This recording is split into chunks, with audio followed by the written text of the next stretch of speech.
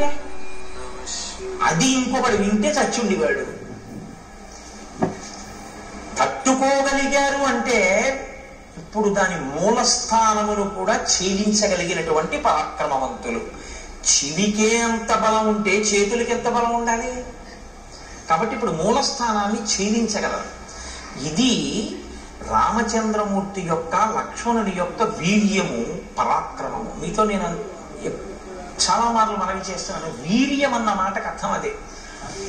ఎదుట వస్తున్నటువంటి ఎదిరింపునకు లేదా తనతో తలపడుతున్నటువంటి స్థితిలో ఉన్న ఎదురుగుండా కనపడుతున్నటువంటి ప్రతిద్వంద్వి యందు లోపల తాను చెక్కు చెదరక ఎదుటివాడిని చెక్కు చెదిరిపోయేటట్టు చెయ్యగలిగినటువంటి ప్రజ్ఞకి వీర్యం అని పేరు.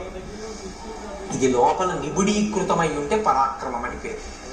కాబట్టి ఇప్పుడు ఈ వీర్య పరాక్రమములు ఉన్నవారు కాబట్టి అందుకని అడిగారు వాల్మీకి మహర్షి, కోన్వస్మిన్ సంప్రదంలోకే గుణవాన్ కశ్చ వీర్యవాన్ ధర్మజ్ఞశ్చ కృతజ్ఞశ్చ సత్యవాక్యో దృఢవ్రతః చారిత్ర్యేణ చ కోయుక్తః సర్వభూతేషు కోహితః విద్వాంకః కస్సమర్థశ్చ కశ్చైక ప్రియదర్శనః ఆత్మవాన్ కో జితక్రోధో ద్యుతిమాన్ కో నరసూయక. ఇన్ని ప్రశ్నలు వేయడానికి కారణం అదే. కాబట్టి ఇప్పుడు వారు ఆ ధ్వనిని విని వాళ్ళు ఏమనుకున్నారంటే ఇంత పెద్ద ధ్వని ఎక్కడి నుంచి వచ్చింది అని ఆశ్చర్యపోయారు. వారు ఆశ్చర్యపోయే లోపలే వారికి ఎదురుగుండా ఒక స్వరూపం ఒకటి కనపడింది, ఒక పెద్ద ఆకారం ఒకటి కనపడింది. ఆకారము అన్న మాట నేను ఎందుకు అనవలసి ఉంటుందంటే, చూడగానే గుర్తుపట్టగలిగితే ఇది బలానా అని గుర్తుపట్టగలిగారు అనుకోండి, మీ ప్రజ్ఞకు అందుతోంది అని గుర్తు. ఇలా చూస్తే మనిషి అన్నాను అనుకోండి, నా ప్రజ్ఞకు అందింది. జింక నా ప్రజ్ఞకు అందింది. లేడీ నా ప్రజ్ఞకు అందింది. సర్పము నా ప్రజ్ఞకు అందింది. అసలు అటువంటి రూపు లోకంలో ఎక్కడా వర్ణింపబడలేదు, తాను చూడలేదు. నేను చూడకపోవచ్చు కానీ విన్నాను అనుకోండి తెలుస్తుంది. ఒక హంస నేను చూడలేదు కానీ హంస కనపడింది, ఇది హంస అనుకుంటానండి అంట. మళ్ళీ ఇదో విచిత్రం తెలుసా అండి, నామం ఉంటే రూపం ఉంటుంది, రూపం ఉంటే నామం ఉంటుంది. నామం రూపం కలిస్తే మాయ అవుతుంది. అదే విచిత్రం. శంకర భగవత్పాదుల యొక్క ప్రతిపాదన అంతా దీని మీదే ఆధారపడింది. నామం ఉంటే రూపం ఉంటుంది, రూపం ఉంటే నామం ఉంటుంది. కోటేశ్వరరావు గారు అన్నారు అనుకోండి, మీకు వెంటనే నా రూపం మీ మనసులో అలా లీలగా కదులుతుంది. చూస్తున్నారుగా చాలా రోజుల నుంచి. కోటేశ్వరరావు అనబడేటప్పటికీ నేను ఇలా వస్తూ ఉంటే ఆ కోటేశ్వరరావు వస్తున్నారు అంటే నా రూపాన్ని నామంతో గుర్తిస్తారు. అలా ఇంకోళ్ళు వస్తున్నారు అనుకోండి, కోటేశ్వరరావు వచ్చారా అండి అన్నారు అనుకోండి, ఎవరైనా కొత్త వాళ్ళ, ఆయన కాదండి రాలేదంటారు. నామము రూపము పక్క పక్కనే ఉంటాయి. కుండ అన్నాను అనుకోండి, కుండ ఎలా ఉంటుందో మీకు వెంటనే మనసు చూపిస్తుంది, ప్రొజెక్ట్ చేస్తుంది. అసలు నిజానికి మీరు పెట్టిన పేరు మీరు చూపించిన పదార్థము రెండు అసత్యాలు. దాన్ని కుండ అనకుండా కర్ర అని కొత్తగా పేరెడుతున్నానన్నా దానికి ఏం అభ్యంతరం ఏమి ఉండదు. రెండు, అది మట్టి యొక్క వికారం, అది అసలు నిజానికి దాని సత్యం అది కాదు. సరే, ఇప్పుడు నేను మళ్ళీ శంకర సిద్ధాంతం మాయాది కాదు కానీ నామరూపములు అదొక గమ్మత్తు. కాబట్టి మనసుకి ఉండేటటువంటి పరిమితి ఏమిటంటే తను వినన్నా ఉండాలి, తను చూసన్నా ఉండాలి. విని కాని చూసి కాని ఉంటే ప్రాణిని గుర్తిస్తుంది. ఇప్పుడు రామలక్ష్మణులు ఇద్దరు ఏమిటి అలా ఉన్నారన్నారు అనుకోండి, రామలక్ష్మణులు కూడా ఎన్నడూ ఊహించలేదు అనమాట. అటువంటి ప్రాణి ఒకటి లోకంలో ఉంటుంది అని రామలక్ష్మణులు ఊహించలేదు. వీళ్ళిద్దరు ఎటువంటి వాళ్ళు, వంచులకము కూస్తోందని చెప్పగలిగిన వాళ్ళు. పిట్ట అరుపుకి మనం ఎంత తేలిగ్గా చెప్తామో కాకి అరుస్తోందని రామలక్ష్మణులు అరణ్యంలో పిట్టల కూటలు అంత బాగా చెప్తారు. అన్ని మృగాలు చెప్తారు వాళ్ళు. అటువంటి వాళ్ళు ఆ ఎదురుగుండా ఉన్న ప్రాణిని గుర్తించలేకపోయారు. ఇది విరూపము అన్న పేరు. అంటే అసలు ఎవరు ఊహించనంత వికృతంగా ఉంటుంది. కాబట్టి ఇప్పుడు అది మనసుకి ఖేదము కల్పించవచ్చు, ఒక్కొక్కసారి ఉల్లాసమును కల్పించవచ్చు, రంజకత్వం ఉంటే అందరూ. కాబట్టి ఇప్పుడు వాళ్ళిద్దరూ దూరంగా ఉన్న ప్రాణి వంక చూశారు. వెంటనే మహర్షి ఏం చేస్తారంటే దాన్ని ముక్కల కింద విరవకుండా చూపించేస్తారు. అది ప్రజ్ఞ, కవి యొక్క ప్రజ్ఞ మీరు చూడాలి. ఎందుకో తెలుసా, ఆయన రాముడి కళ్ళల్లోంచి ఘంటం కదులుతుంది. ఇప్పుడు రాముడు చూస్తున్నాడు. రాముడు చూసేటప్పుడు ఆ చూపు చకచక చకచక నడిచేస్తుంది. అంతే, ఎలా చూశాడు అన్నది పైనుంచి కింద వరకు ఆ ప్రాణి ఎంత విచిత్రంగా ఉందో చూస్తారు. అంతేగాని సగం చెప్పి మళ్ళీ ఎటో చూసి చెట్టు చెప్పి మళ్ళీ ఇది చెప్పి అలా ఉండదు. ఆ రచనలో ప్రజ్ఞ వాల్మీకి మహర్షి ఘంటం రాముడి కన్నులను బట్టి కదులుతోంది. ఇప్పుడు ఆయన రాముడిలో ప్రకాయ ప్రవేశం చేసి ఆ ఎదురుగుండా ఉన్నటువంటి రాక్షసుడిని చూసి ఘంటాన్ని కలుపుతున్నారు. మీరు శ్రీరామాయణాన్ని బహుభంగిమల చూడవలసి ఉంటుంది. ఎందుకంటే వాల్మీకి మహర్షి తరువాత కవులకు ఆదర్శం అయ్యారు. కాళిదాసాది మహాకవులు కూడా వాల్మీకి మహర్షినే అనుసరించారు. కాబట్టి వివృద్ధం అశిరోగ్రీవం కబంధముదరే ముఖం అగ్నిజ్వాలానికాశేన లలాటస్థేన దీప్యత మహాపక్ష్మేణ పింగేన విపులేనాయతేన చ ఏకేనోరసి ఘోరేణ నయనేనాశుదర్శిన మహాదంస్ట్రోపపన్నం తల్లేలిహాసం మహాముఖం భక్షయంతం మహాఘోరాన్ రోక్షసింహ మృగద్విపాన్ ఘోరౌ భుజౌ నికుర్వాణం ఉభౌ యోజనమాయతౌ. ఆయన ఘోరే భుజౌ వికుర్వాణం. ఆ ఉన్నటువంటి ఎదురుగుండా ఉన్న ప్రాణి ఎలా ఉన్నాడంటే తల లేదు. తల లేకపోతే బీభత్సంగా ఉంటుంది. అది ఆ ప్రాణి ఏం చేస్తుందంటే మీకు బీభత్స రసాన్ని ఉద్భుతం చేస్తుంది మా లోపల నుంచి. ఎదురుగుండా ఉన్న ప్రాణి తలకాయతో ఉందనుకోండి పర్వాలేదు, ఓ చెయ్యి లేకపోతే మీరు చూడడం కొంచెం తేలిక, ఒక కాలు పోతే మీరు చూడడం తేలిక, తల లేకపోతే మీరు వెంటనే అంటారంటే అయ్యో బాబోయ్ అంటారంట, చూడలేరు. ఇప్పుడు ఆ ఎదురుగుండా కనపడుతున్న ప్రాణికి తలకాయ లేదు, ఆ ప్రాణికి కాళ్ళు లేవు. తలకాయి లేదు, కాళ్ళు లేవు. పోనీ తలకాయి కాళ్ళు లేకుండా అలా ఉందా ప్రాణి? అలా లేదు. అదొక విచిత్రమైనటువంటి స్థితిలో ఉంది. అశిరోగ్రీవం, దానికి కంఠము లేదు, తలకాయి లేదు. కానీ కబంధముదరే ముఖం, ఇక్కడ పొట్ట దగ్గర ఉంది ముఖంలాగా. ఈ ఛాతీ మీద లలాట భాగం ఉంది, ఇక్కడ ఉంగురుంది. ఈ కింద ఒక పెద్ద కన్ను ఉంది, ఆ కన్ను మీద ఒక పెద్ద రెప్ప ఉంది. ఆ రెప్పకి పచ్చటి వెంట్రుకలు పొడుగ్గా ఉన్నాయి. ఆ కన్ను ఎత్తి చూస్తే అగ్ని జ్వాల ఎలా ఉంటుందో అలా ఉంది ఆ కన్ను, ఎర్రగా. అటువంటి కన్ను ఇక్కడ పెట్టుకుని ఉంది ఆ ప్రాణి. ఇక్కడ గుండెల మీదకు ఉంది. పొట్టలోకి పొట్ట మీద నోరుంది దానికి. దానికి కాళ్ళు లేవు కాబట్టి అది కదలలేదు, అది అలా కూర్చుని ఉంది. కానీ దానికి యోజనం దూరం వరకు వెళ్ళగలిగినటువంటి దీర్ఘబాహువులు ఉన్నాయి. ఇప్పుడు అది ఏం చేస్తోందంటే ఎంత దూరమైనా సరే దానికి ఉన్నటువంటి కళ్ళతో చూస్తూ ఉంటుంది. నయనే నాశుదర్శిన అంటే ఒక్క కన్నే అయినా ఎంత దూరమైనా అది చూడగలదు కానీ లేచి వెళ్ళలేదు, గమనం లేదు. దానికి గమనం లేదు కాబట్టి అది ఏం చేస్తుందంటే చెయ్యి చాపుతుంది, చాపి తడుగుతుంది ఇలాగా. అంటే అది ఎటిళ్ళిందో ఇలా ఇలా తడుగుతుంది, తడిపి పట్టుకుంటుంది. అది ఏనుగు కానివ్వండి, పులి కాని, సింహం కాని ఏదైనా సరే పట్టుకోగలిగినటువంటి చేతులు దానివి. ఎంత దూరం? ఇక్కడి నుంచి ఒక యోజనం దూరం వరకు ఉంటాయి చేతులు. దాంతో పట్టుకుంటుంది, పట్టుకుని ఈడుస్తుంది ఆ ప్రాణుల్ని. ఆ ఈడ్చి ఆ ఆకర్షంతం వికర్షంతం అనేకాన్ మృగయూధపాన్ స్థితమావృత్య పంధానం తయోర్భ్రాతోహో ప్రపన్నయోహో. అది వాటిని పట్టుకుని ఈడుస్తుంది ఇలాగా. అది నిజంగా మహర్షి ఒక లైవ్ టెలికాస్ట్, అది నిజంగా అద్భుతం. ఎందుకంటే పట్టుకుని ఇలా ఎత్తడం కొన్ని ప్రాణుల లక్షణం, ఈటడం కొన్ని ప్రాణుల లక్షణం. మీరు చూడండి, ఉత్తమమైనటువంటి సంస్కారం ఉన్న ప్రాణులు కొన్ని ఉంటాయి. చాలా ఉత్తమ సంస్కారం ఉన్న ప్రాణులు అని గుర్తు ఏమిటో తెలుసా అండి? చేతితో పట్టుకుని ఎత్తి తింటాయి. అవి లోకంలో ఒకటి మనుష్యుడు, 2 కోతి, 3 ఏనుగు. వేదంలో మంత్రాన్ని నేను చెప్తున్నాను ఇప్పుడు మీకు చెప్పేది. చాలా ఉత్తమ సంస్కారంతో ఈశ్వరుడు సృష్టించిన ప్రాణి అని గుర్తు ఏమిటంటే చేతితో తింటుంది. ఏనుగు ఎత్తి తొండంతో నోట్లో పెట్టుకుంటుంది, కోతి అరటిపండుని ఎత్తి నోట్లో పెట్టుకుంటుంది, మనిషి పదార్థాన్ని ఎత్తి చేతితో తింటాడు. ఈడ్చి తినేటటువంటివి, క్రౌర్యం ఉన్నటువంటివి ఈడ్చి తీసుకెళ్తాయి. ఒక పులి ఉందనుకోండి, ఓ జింకని కొట్టి ఆ పంజాతో పట్టుకుని నోటితో పట్టుకుని భూమి మీద ఈడుస్తూ తీసుకెళ్తుంది. ఈడ్చి తీసుకెళ్ళి అది నెత్తురోడిపోతూ బాధపడిపోతూ ఆ దెబ్బకి నెత్తురోడిపోయి అరుస్తుంటే ఈడ్చుకుంటూ తీసుకెళ్లి కింద పెట్టి తన పంజా కింద తొక్కి పెట్టి నోటితో పీకుతుంది మాంసఖండ. అది క్రౌర్యానికి పరాకాష్ట. సాత్విక బుద్ధికి పరాకాష్ట ఏమిటంటే చేతితో ఎత్తి తినడం అనేటటువంటి అలవాటు ఉంటుంది. మహర్షి అంటున్నారు ఆకర్షంతం వికర్షంతం, పట్టి ఈడుస్తాడు అంటారు. అక్కడ పట్టి అలా ఎత్తి ఇలా తేడు, ఇలా ఈడుస్తూ ఉంటాడు. ఎందుకంటే ఏక్షణంలో ఉంది ఆ పైశాచిక భావన, ఆ క్రౌర్యం ఉంది అందులో. అంటే అసలు ఉండడమే విచిత్రం, ఆ తినడము విచిత్రం. అంటే ఎంత క్రౌర్యం కలిగినటువంటి ప్రాణో, ఎంత విచిత్రమైన ప్రాణో మీరు ఊహించవలసి ఉంటుంది. ఇంత ఘోరంగా అయినటువంటి స్వరూపం ఎలా వచ్చింది, ఎందుకు వచ్చిందన్న ఆలోచన ఒకటి మీకు వెంటనే రావాలి. ఇది చాలా ప్రధానం రామాయణంలో.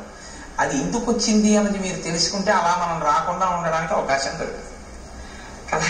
అంతేకాదు ఇప్పుడు దాని వంక చూశారు ఇద్దరు. చూసేటప్పటికి అది వీళ్ళిద్దరిని పట్టుకుని ఇద్దరిని ఈడ్చేసింది దగ్గరికి. ఈడ్చేసి మీరు నాకు ఈశ్వరుడు ఇచ్చిన ఆహారం తినేస్తా అని నోట్లో పడేసుకోవాలి కదా. మనకైతే ఇక్కడ, దానికి ఇక్కడే. కాబట్టి ఆ ఈడ్చి తెచ్చి లోపల పడేసుకోవడానికి సిద్ధపడతాం. వెంటనే లక్ష్మణుడు అన్నాడు, అన్నయ్య దీన్ని మనం ఉపేక్షించకూడదు, ఈ ప్రాణిని మనం చంపకూడదు. నిజంగా శ్రీరామాయణం ధర్మశాస్త్రం అద్భుతం. అందుకు మహర్షి ప్రతి చిన్న విషయాన్ని కూడా రచనలో చూపిస్తారు. నిశ్చేష్టానాం మధోరాజన్ కుచ్చితో జగతీపతే క్రతు మధ్యోపనీతానాం పశూనామివ రాఘవ. లక్ష్మణుడు అంటున్నాడు, కదలిక లేని ప్రాణిని చంపకూడదు. ఎందుకంటే అది పారిపోవడానికి అవకాశం ఏది? పారిపోవడానికో, వెన్నిచ్చి పారిపోవడానికో, నీ మీద కలిగబడ్డానికో దానికి అవకాశం ఉంటే నీ వీరత్వం చంపాలి. కదలలేని దాన్ని చంపడం ఏంటి? బలి బలి మా బావ బల్లెమ్ము చేయబోని పుల్లాపుటూట్లుగా పొడవలేదే అన్నట్టు కదలలేని ప్రాణిని చంపడం ఏంటి? కాబట్టి అన్నయ్య మనం చంపకూడదు. ఎంత ధర్మం అండి. ఇంకోడైతే ఈ ధర్మం కదూ కాపాడింది, అందుకు కదా అన్నాడు మారీచుడు, రామో విగ్రహవాన్ ధర్మ అన్నాడు. అప్పుడు కూడా ఇలా ఉన్నాడు. బాబా ఇదేమిటి అంటే బుద్ధి వెంటనే స్వస్థతను తప్పి చంపేదలవారేద్దాం అన్నవాడు.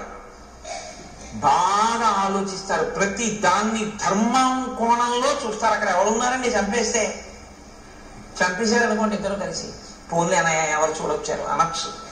కాదు, ఎవరు చూడొచ్చారనరు, చూడవలసిన వాడు చూడకపోవడం అన్నది ఎలా జరుగుతుందంటారు వాళ్ళు. ఇది ధర్మావలంబనకి కారణం. ధర్మమూర్తిగా ఎందుకు ఉండగలుగుతాడు ఒక వ్యక్తి అంటే, నేను ఎలా తప్పుకుంటానంటే ఈశ్వరుడు ఎప్పుడూ చూస్తూ ఉంటాడు కదా అంటాడు. నేను ఒకవేళ తప్పు చేస్తే ఈశ్వరుడు యొక్క సన్నిధానంలోనే నేను తప్పు చేయాలి తప్ప ఈశ్వరుడు చూడకుండా నేను తప్పు చేయడం కుదరదు. ఆయన ఎప్పుడూ చూస్తూ ఉంటాడంటాడు. ఎప్పుడూ చూస్తున్నాడు వాడు అన్నవాడు చాలా తప్పులు చెయ్యలేడు. చాలా అన్నమాట నేను ఎందుకన్నా తెలుసా అండి, ఏ తప్పు చెయ్యలేడని ముందే అనడం చాలా కష్టం. కొంత మార్పు అన్నది వస్తుంది ఎప్పుడంటే చాలా తప్పులు చేయలేడు, తర్వాత ఏ తప్పు చేయలేడు. కాబట్టి రాముడు ధర్మమూర్తిగా ఎందుకు ఉండగలడు ఎప్పుడు అంటే, ధర్మం అనేటటువంటిది తాను అనుష్ఠిస్తున్నానో లేదో అనేటటువంటిది వృక్షములు దేవతా స్వరూపంగా చూస్తున్నాయని రాముడు నమ్ముతాడు. మనమైతే ఏమంటాం, మనం అంటే నాలాంటి వాడైతే ఏమంటాడంటే ఎవరు చూడొచ్చారంట. ఇదే తేడా. ఇది అలవాటు చేసుకోవడం ధర్మానికి పునాదిరాయి. ఇది నిలబడాలి. ఇది నిలబడితే మార్పు వస్తుంది మనసులో. కాబట్టి నిశ్చేష్టానాం మధోరాజన్ కుచ్చితో జగతీపతే. ఓ జగతీపతి రామ, మనం స్థాణువుగా కదలలేని వాడిని చంపకూడదు. కాబట్టి ఇతను తన నోట్లో అన్ని పడేసుకునేటట్టు ఉన్నాడు. కాబట్టి 2 బాహువులని తరిగేద్దాం. ఇతని శక్తి బాహువులే. ఎందుకని? గమనం లేదు, కదలలేడు. నోటితో కరవలేడు, ఎందుకంటే పొట్టకుంది నోరు. బోర్లా పడుకుని కరిచి పట్టుకోగలిగినటువంటి శక్తి లేదు. కానీ చేతులతో మాత్రం తడివి పట్టుకుంటాడు. కాబట్టి చేతులు నరికేస్తే వీడు ఉన్నా ఒకటే, ఊడిపోయినా ఒకటే. అక్కడతో వీడు కూడా చచ్చిపోతాడు. ఎందుకంటే ఆహారం లేదు ప్రాణానికి. ఆహారం లేకపోతే ప్రాణం నిలబడదు, శోషించిపోయి పడిపోతుంది. మనం చంపక్కర్లేదు, వీడి యొక్క బలం ఎక్కడుందో దాన్ని తుంచేద్దాం. దాన్ని మాత్రం ఎందుకు తుంచాలి? మళ్ళీ పట్టుకున్నాడు కాబట్టి. మన ఇప్పుడు నోట్లో పడేస్తాడు కాబట్టి బాహువులు తుంచేద్దాం. కాబట్టి దక్షిణో దక్షిణం బాహుం అసక్తామసినా తతః చిచ్చేద రామో వేగేన సవ్యం వీరస్తు లక్ష్మణ. రాముడు కుడి భుజాన్ని నరికేశాడు, లక్ష్మణుడు ఎడమ భుజాన్ని నరికేశాడు. రెండు చేతులు ఊడి కింద పడిపోయాడు. కింద పడిపోగానే అతను చాలా సంతోషపడిపోయాడు. ఇది విచిత్రం రామాయణంలో. చాలా సంతోషపడ్డాడు. సంతోషపడి అన్నాడు, ఓ నేను ఎదురు చూసిన సంఘటన జరిగింది. ఇన్నాళ్ళు ఈ రెండు చేతులు నరికేవాడి కోసమే తడిమి పట్టుకుంటున్నాను, ఇవాళ వీటిని నరికేవాడు దొరికాడు, ఎవరు మీ ఇద్దరు అన్నాడు. అంటే వాళ్ళు నోర్ము నీకు మేము చెప్పడం ఏంటి అనరు. అది విచిత్రం, ఇది వినయం. వాళ్ళు ఎవరు అడగనివ్వండి, శూర్పణఖ అడిగినా చెప్తారు, ఎవరు అడిగినా చెప్తారు, ఎంత అందంగా అలాగని అనవసరమైనటువంటి చోట దీర్ఘంగా మాట్లాడాలి.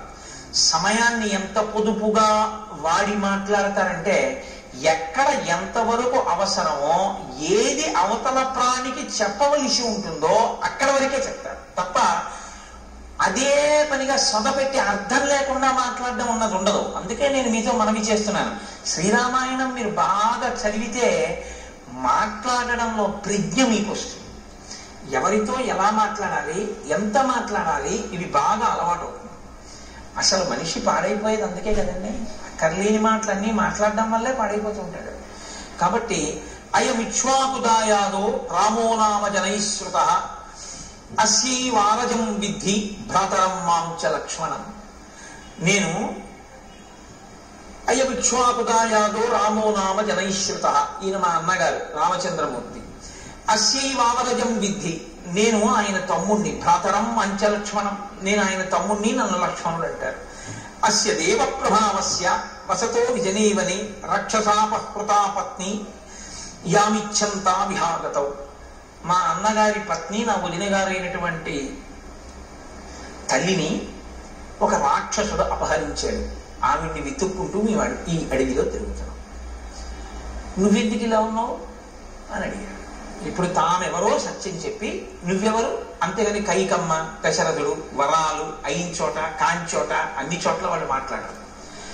ఇప్పుడు ఆయన అన్నాడు, పురారామ మహాబాహో మహాబల పరాక్రమ రూపమాసీన్మమాచింత్యం త్రిషు లోకేషు విశ్రుతం యథా సోమస్య శక్రస్య సూర్యస్య చ యథా వపుః. ఎంత అందంగా మాట్లాడాడు. రెండు చేతులు తెగిపోయిన తర్వాత అన్నాడు, రామ మహాబాహో, గొప్ప చేతులున్నవాడా, ఈ చేతులు నరికినవాడా, మహాబల పరాక్రమ, గొప్ప బలపరాక్రమములు ఉన్నవాడా, నేను ఒకప్పుడు చాలా అందమైనటువంటి వాడిని. 3 లోకములలో నా అంత అందగాడు లేడు. యథా సోమస్య శక్రస్య, సోముడి అందం ఎటువంటిదో, శక్రుడు అంటే ఇంద్రుడి యొక్క అందం ఎటువంటిదో, సూర్యుని యొక్క తేజస్సు ఎటువంటిదో అటువంటి శరీరము కలిగినటువంటి వాడిని నేను. అంటే శరీరమునకు అందము, శరీరమునకు కాంతి అన్నీ ఉన్నవాడు. అందుకని అటువంటి ఉపమానాలు వేశారు. ఆ తేజస్సు అవతల వారికి ఆహ్లాదాన్ని కలిగిస్తుంది. కాబట్టి సోముడు అంత అందమైన, అంత లావణ్యము, అంత కాంతి కలిగినటువంటి వాడిని. ఇది నాకు ఈశ్వరుడు ఇచ్చినటువంటి బహుమానం. కాబట్టి నేనేం చేయాలి, ఈశ్వరుడు నీకేది ఇచ్చాడో దాంతో నువ్వు 10 మందిని సంతోషపెట్టాలి. అప్పుడు నువ్వు నీ యొక్క విభూతిని ఈశ్వర పరం చేసినట్లు అవుతుంది. అందుకే మీరు కొంచెం జాగ్రత్తగా గమనించండి, అక్షరాభ్యాసము అని ఒక సంస్కారం చేస్తారు మన వాళ్ళు, అది చేయకుండా పంపించరు. బడికి పంపించడం కానీ, పలక ముట్టుకోవడం కానీ, పుస్తకం ముట్టుకోవడం కానీ, అక్షరం రాయడం కానీ ఒప్పుకోరు.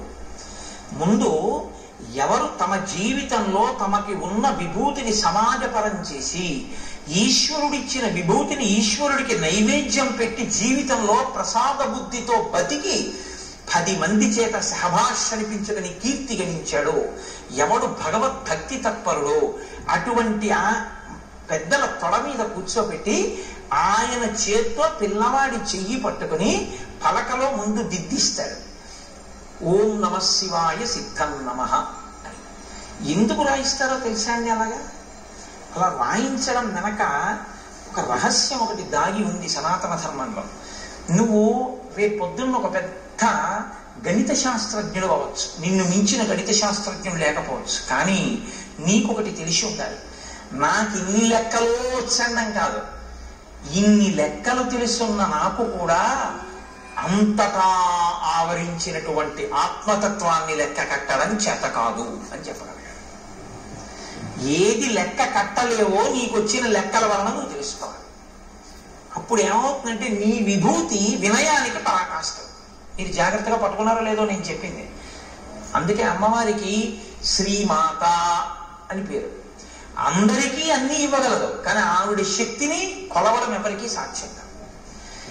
ఏది మీరు కొలుద్దామంటే మీ కొలతలకి అందదో, మీ లెక్కలకి అందేది కాదో, అందక వేదమంతటిది కూడా ఇంకింతకన్నా నాకు చెప్పడం చేత కాదని అలా చెప్పి ఊరుకుందో, అది లెక్కలకు అందని పెద్ద లెక్క అని తెలుసుకోవడం లెక్కలు బాగా వచ్చానన్న వాడికి ఉండవలసిన మొదటి లక్షణం.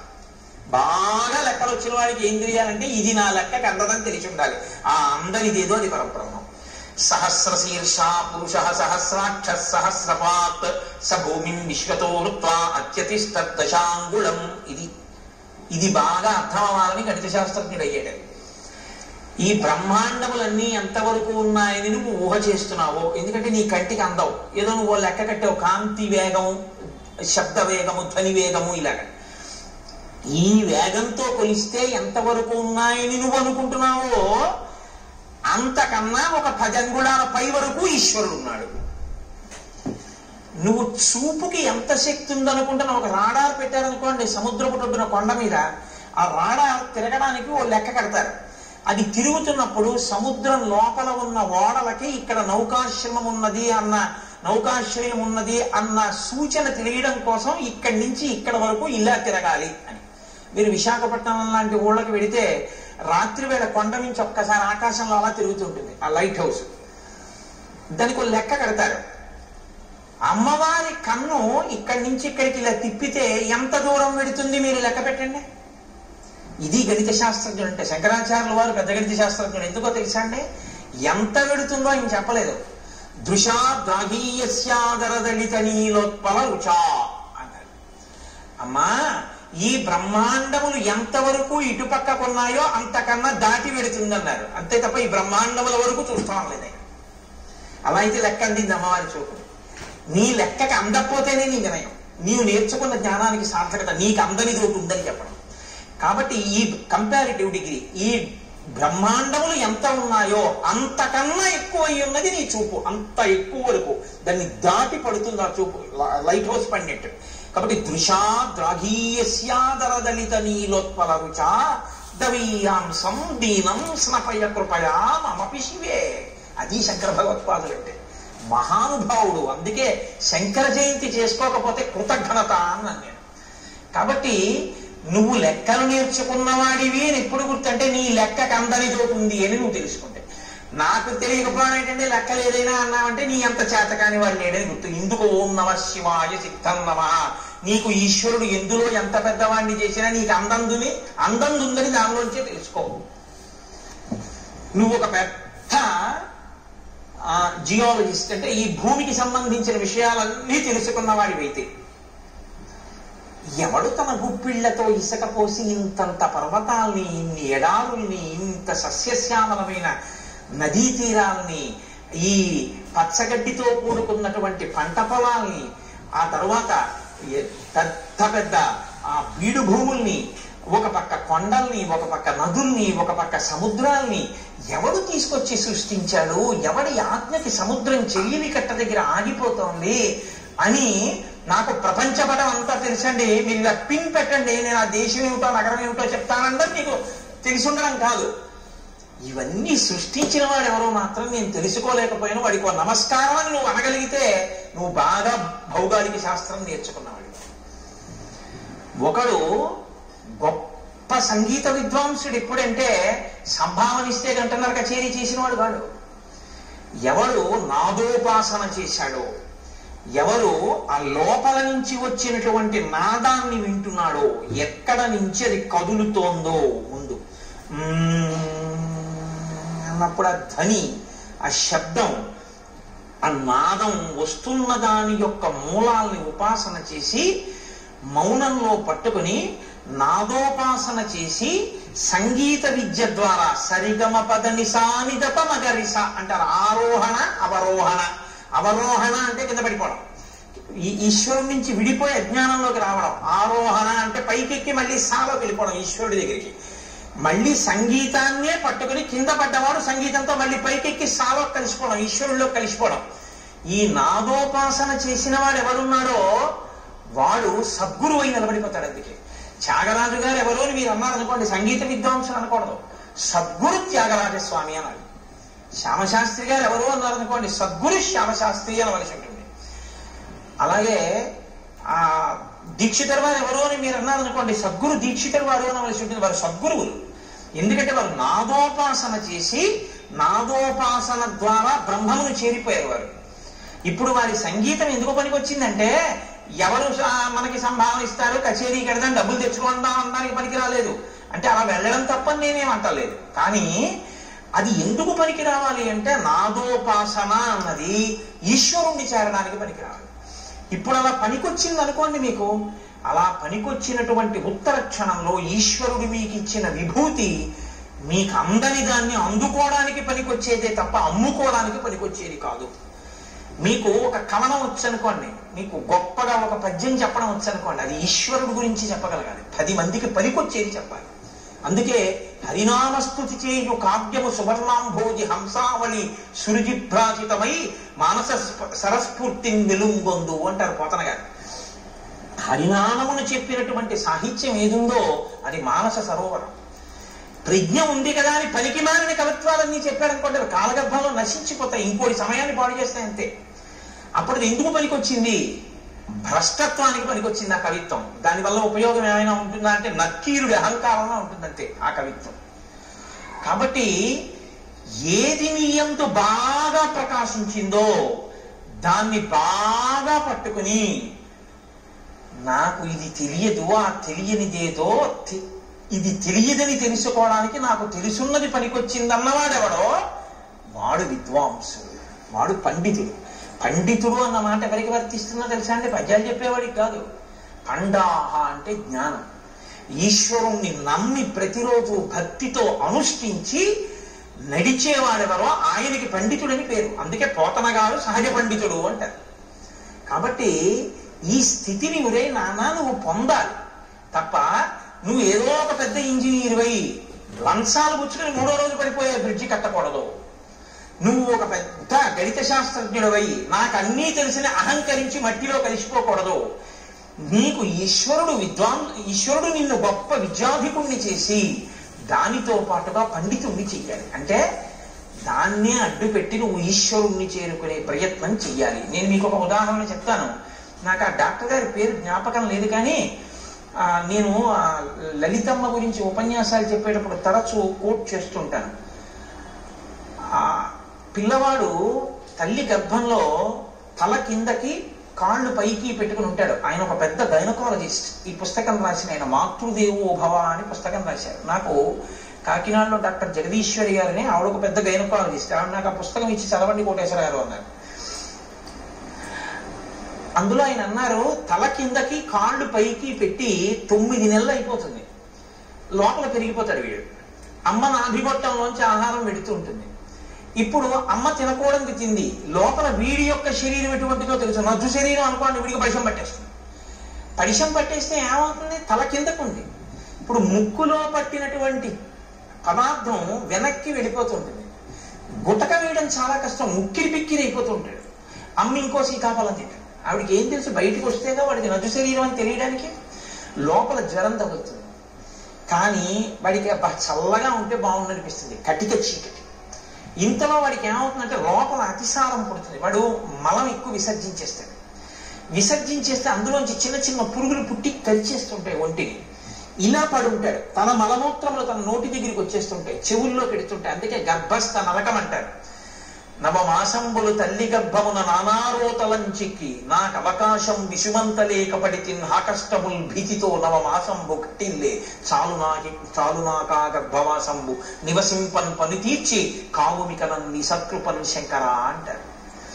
అప్పుడు ఈశ్వరుణ్ణి ప్రార్థిస్తాడు, నేను ఉండలేకపోతున్నాను ఈశ్వర, ఒక్కసారి ఈ శరీరంతో బయటికి వెళ్ళని, దీంతోటే నేను సేవించుకుని నీలో కలిసిపోతానంటాడు.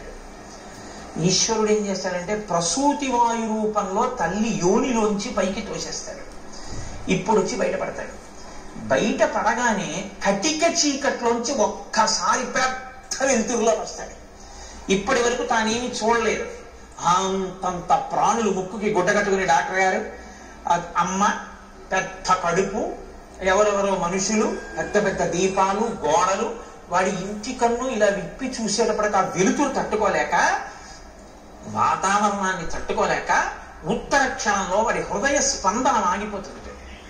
వాడి ఊపిరితిత్తులు ఇలా ఇలా ఇలా ఇలా అంటున్నవి ఇలా అయిపోతాయి. జీర్ణ వ్యవస్థ ఇలా సంకోచించిపోయి వాడి శరీరంలో ఉన్న మలమంతా గడ్డ కట్టి వాడి ప్రాణోత్క్రమణం అయ్యే స్థితి వస్తుంది. వస్తే ప్రపంచంలో ఇప్పటి వరకు ఎక్కడా తయారు కానటువంటి పదార్థం, నా కడుపున పుట్టిన బిడ్డ అని అమ్మవాడిని చూసుకుని మురిసిపోతుంది. అమ్మ మురిసిపోయి తన స్తన్యాన్ని తీసి వాడి నోట్లో పెట్టగానే ఎలా ఊరుతుందో ప్రపంచంలో ఎవ్వరికీ తెలియదు. కోలోస్ట్రం అనబడేటటువంటి ఒక పసుపచ్చటి జిగురు పదార్థం అమ్మ స్తన్యంలోంచి కొడుకు నోట్లో పెడుతుంది. దాన్ని చప్పరిస్తాడు అంతే. ఊపిరితిత్తులు పనిచేసి, గుండె పనిచేసి, జీర్ణావయం పనిచేసి నల్లటి మలం విసర్జించగలిగిన శక్తి వస్తుంది. వచ్చి పిల్లాడు బతుకుతాడు.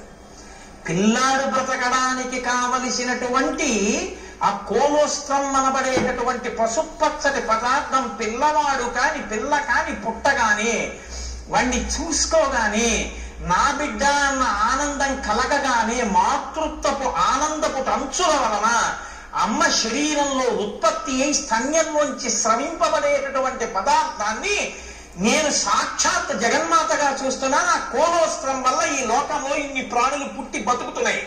నేను నేర్చుకున్న గైనకాలజీతో నేను తెలుసుకున్నది ఏమిటంటే ఆ కోలోస్ట్రం అన్న పదార్థంలో అమ్మవారు ఉంది అని రాసుకున్నాడు ఆయన ఆ పుస్తకంలో.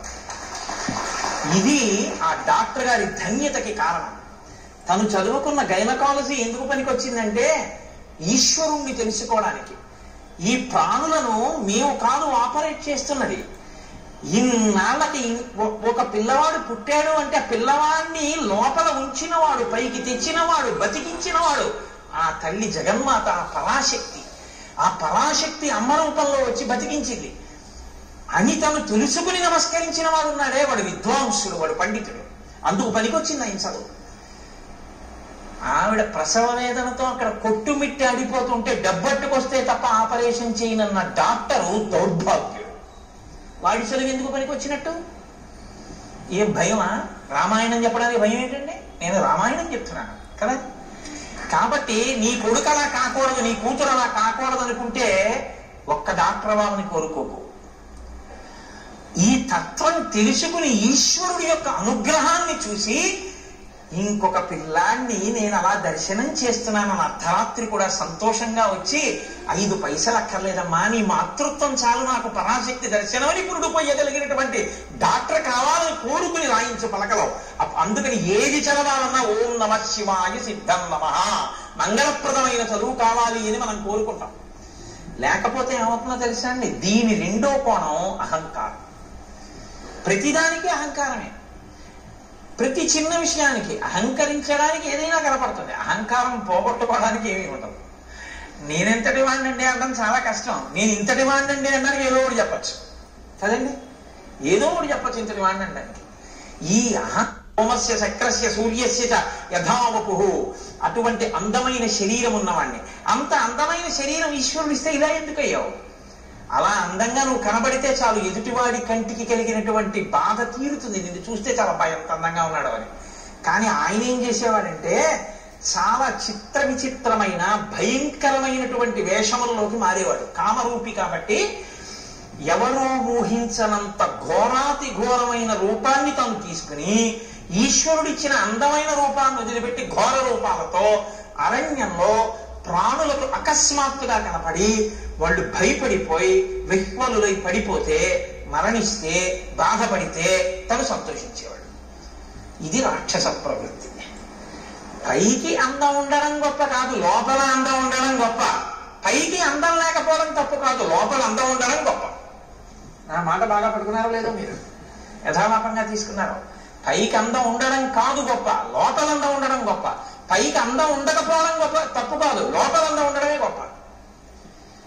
చంద్రశేఖర పరమాచార్య స్వామి గారు ఇలా వెళ్ళిపోతున్నారు అనుకోండి, ఏమిటి ఆయన లోటో షూ వేసుకుంటారా, లేకపోతే విమల్ సూట్ వేసుకుంటారా, లేకపోతే ఆయన పెద్ద టై కట్టుకుంటారా, లేకపోతే ఫెయిర్ అండ్ లవ్లీ రాసుకుంటారా? ఆయన ఏముండవు. పాదచారి ఓ కాషాయ వస్త్రం కట్టుకుని ఇలా తల నుంచి వేసుకుని, ఇంత విభూతి పుండ్రాలు పెట్టుకుని, ఇంత బొట్టది కూడా గుండ్రంగా కూడా ఉండదు, అద్దుకున్నట్టు పెట్టేసుకుని, చేతిలో ఓ సత్యదండం పట్టుకుని, ఆయన ఓ కమండలం పట్టుకుని గబ్బ గబ్బ గబ్బ గబ్బ నడిచి వెళ్ళిపోతుంటాడు. ఇప్పుడు నేను ఇలా చెప్తుంటే ఇలా వచ్చాననుకోండి, అకస్మాత్తుగా ఉంటుందా ఇక నా రామాయణ ప్రసంగం? లేచి గభాలను ఒక్కసారి స్వర్ణదండం పడ్డట్టు దెబ్బ తగిలితే తర్వాత చూద్దామని కింద పడిపోతానంతే. మీరంతే లేచి సభంతా కింద పడిపోతుంది. ఏ అందం చూసి గౌరవించారు? అందం కాదు, లోకాన్నంతటినీ రక్షించడం కోసం ఆయన చేసినటువంటి ప్రయత్నం. శంకరాచార్యుల వారి తర్వాత ఆసేతు హిమాచల పర్యంతం తిరిగి జ్ఞానబోధ చేసిన మహాపురుషుడైన కారణం చేత. కాబట్టి మీరు ఆయన పాదాల మీద పడిపోతారంతే. ఇప్పుడు అందం గొప్పదా, పై అందం గొప్పదా? లోపలి అందం గొప్పది. లోపలి అందం ఎక్కడుంటుందో అది లోకాన్ని ఉద్ధరిస్తుంది. పై అందం జర్జరీభూతం అయిపోతుంది, కొన్నాళ్ళకి పోతుంది. పైగా దాన్ని సద్వినియోగం చేయకపోతే నీకు ప్రమాదహేతువై కూర్చుంది. కాబట్టి చూశారు, పై అందంతో లోపలి అందం పెంచుకోలేదు, పై అందంతో లోపల అందవికారం పెంచుకున్నాడు. లోపలి అందవికారం పై అందాన్ని కూడా తీసేసింది. ఇదే నేను మీతో మనవి చేసింది. అక్షరాభ్యాసము అన్నది మూఢనమ్మకములు, చాదస్తములు. నేను మీతో ఒకరోజు మనవి చేశాను. ఒక ఆయన ఆవును చంపేద్దాం అనుకున్నాడు. ఆవును చంపే అన్నాడు అనుకోండి, బుద్ధుందా లేదా అంటారు. కాబట్టి ఆవును చంపే అనకుండా ఏమన్నాడంటే ఆ పులిని చంపేయి అన్నాడు. ఇప్పుడు చూడటం లేదు మీరు, అది ఆవో పులో మీరు చూడలేదు. పులిని చంపేయన్నారు. అయ్యి బాబాయ్ మీద పడిపోతుంది కాబట్టి చంపేయమన్నాడు అనుకున్నాడు. పావును చంపేయారు, పావు కాబట్టి చంపేయమన్నాడు అనుకున్నారు. ఆయన ఆవును చంపేశాడు. ఆవుని తెలుసు, పావును చంపేయి అని చంపించేశాడు. ఆవు అని చెప్తే అది పవిత్రం కాబట్టి చంపడానికి ఒప్పుకోరండి. సనాతన ధర్మాన్ని వదిలేయని చెప్పలేక మూఢ విశ్వాసాలు వదిలేయని చెప్తున్నారు. ఆవును చంపేయని చెప్పకుండా పావును చంపేయని చెప్పినట్టు. అక్షరాభ్యాసం మూఢనమ్మకం అంటే ఇదిగో ఇందుకే పనికొస్తాం, కబంధుడు కావడానికి పనికొస్తాం. అక్షరాభ్యాసం ఎందుకు చేస్తారంటే నీకున్నటువంటి ఈశ్వర విభూతి లోకకంటకం కాకుండా నిన్ను రక్షించి ఈశ్వరానుగ్రహం అని నువ్వు గుర్తెరగడానికి పనికొస్తుందని. లేకపోతే నేను ఎక్కడ పడితే అక్కడే ప్రమాదం తీసుకొస్తావు ఈ విభూతితోటి. ఇది నా ఎందు దోషభూయిష్టమైంది. నేను ఒకనొకనాడు అరణ్యంలో ఘోరమైన రూపంతో స్థూల శిరస్కుడు అనబడేటటువంటి ఒక ఋషికి కనపడ్డారు. ఆయన కందమూలములు ఏరుకుంటున్నారు. ఆయన ఋషి, ఆయన వలన లోకానికి ఏమి బాధ ఉండదు, ఆయన ఇప్పుడు లోకాన్ని కాపాడతారు. అటువంటి ఋషికి ఇప్పుడు నేను ఏ స్వరూపంతో ఉన్నానో అటువంటి రూపంతో కనపడ్డాను. ఆయనకి ఏదో సంతోషం వేసిన అలా కనపడితే హడిపోతాడని ఆయన వెనక్కి తిరిగి చూశాడు. నిజంగానే మనసులో ఉలిక్కి పడ్డాడు. అయ్యబాబు ఇదేమిటి ఇలా ఉంది ఈ ప్రాణి? అయితే వాళ్ళది నిర్భయత్వం. ఎక్కడ నిర్భయత్వం? అద్వైతమే నిర్భయత్వం. రెండోది ఉందంటే భయం, ఉన్నదొక్కటే అంటే భయం ఏంటి? ఇంకా భయపడడానికి ఏముంటుంది? అదే అద్వైతం. కాబట్టి ఆయన వెంటనే ఏమన్నాడంటే శాపవాక్కుని విడిచిపెట్టాడు. ఏతదేవం నృశంసంతే రూపమస్తు విగర్హితం. నీకు ఇటువంటి నింద్యమైనటువంటి రూపం కావాలనుకున్నావు. నృశంసం విగర్హితం, క్రూరమైన నింద్యమైన, రెండు మాటలు వేశాడు. ఈ రూపం ఎలా ఉంది? నింద్యంగా ఉంది, చూడ్డానికి అసహించుకునేటట్టుంది, ఘోరంగా ఉంది. చేతులు ఒక్కటి ఉండి ఏమిటి ఆ స్వరూపం ఏమిటి, ఆ కనపడడం ఏమిటి? అప్పటికి తలకాయ ఉంది ఆయనకి ఇంకా. కాబట్టి నువ్వు ఇలాగే అరణ్యంలో పడి ఉండు. ఇప్పుడు అసలు ఉన్న అందం పోయి, ఇప్పుడు ఏం చేశాడు? ఉన్న అహంకారం అప్పుడు పోయి మహర్షి కాళ్ళ మీద పడ్డాడు. ఇప్పుడు మీరు నన్ను మాట అడగచ్చు ఏంటంటే, అంటే మరి పాపం ఆ పాటి దానికి ఏదో బుద్ధి చెప్పాలి కానీ అలా బొత్తిగా శాపం ఇచ్చేది ఏంటంటే, అంటే మీరు జ్ఞాపకం పెట్టుకోండి, శాపం ఎప్పుడూ కూడా అనుగ్రహము. శాపవాక్కు అందులో శాపానుగ్రహము అంటారు. దాని చేత మార్పు తీసుకొస్తారు తప్ప అలాగే పడి ఉండు అని అనరు. ఆ బాధ తెలిస్తే ఆ తరువాతి కాలంలో ఏమవుతాడంటే ఇంకెప్పుడు ఇటువంటి తప్పు పని చేయకుండా లోకానికి ఉపకారం చేస్తాడు. ఇక లోకోపకారం మొదలు పెడతాడు.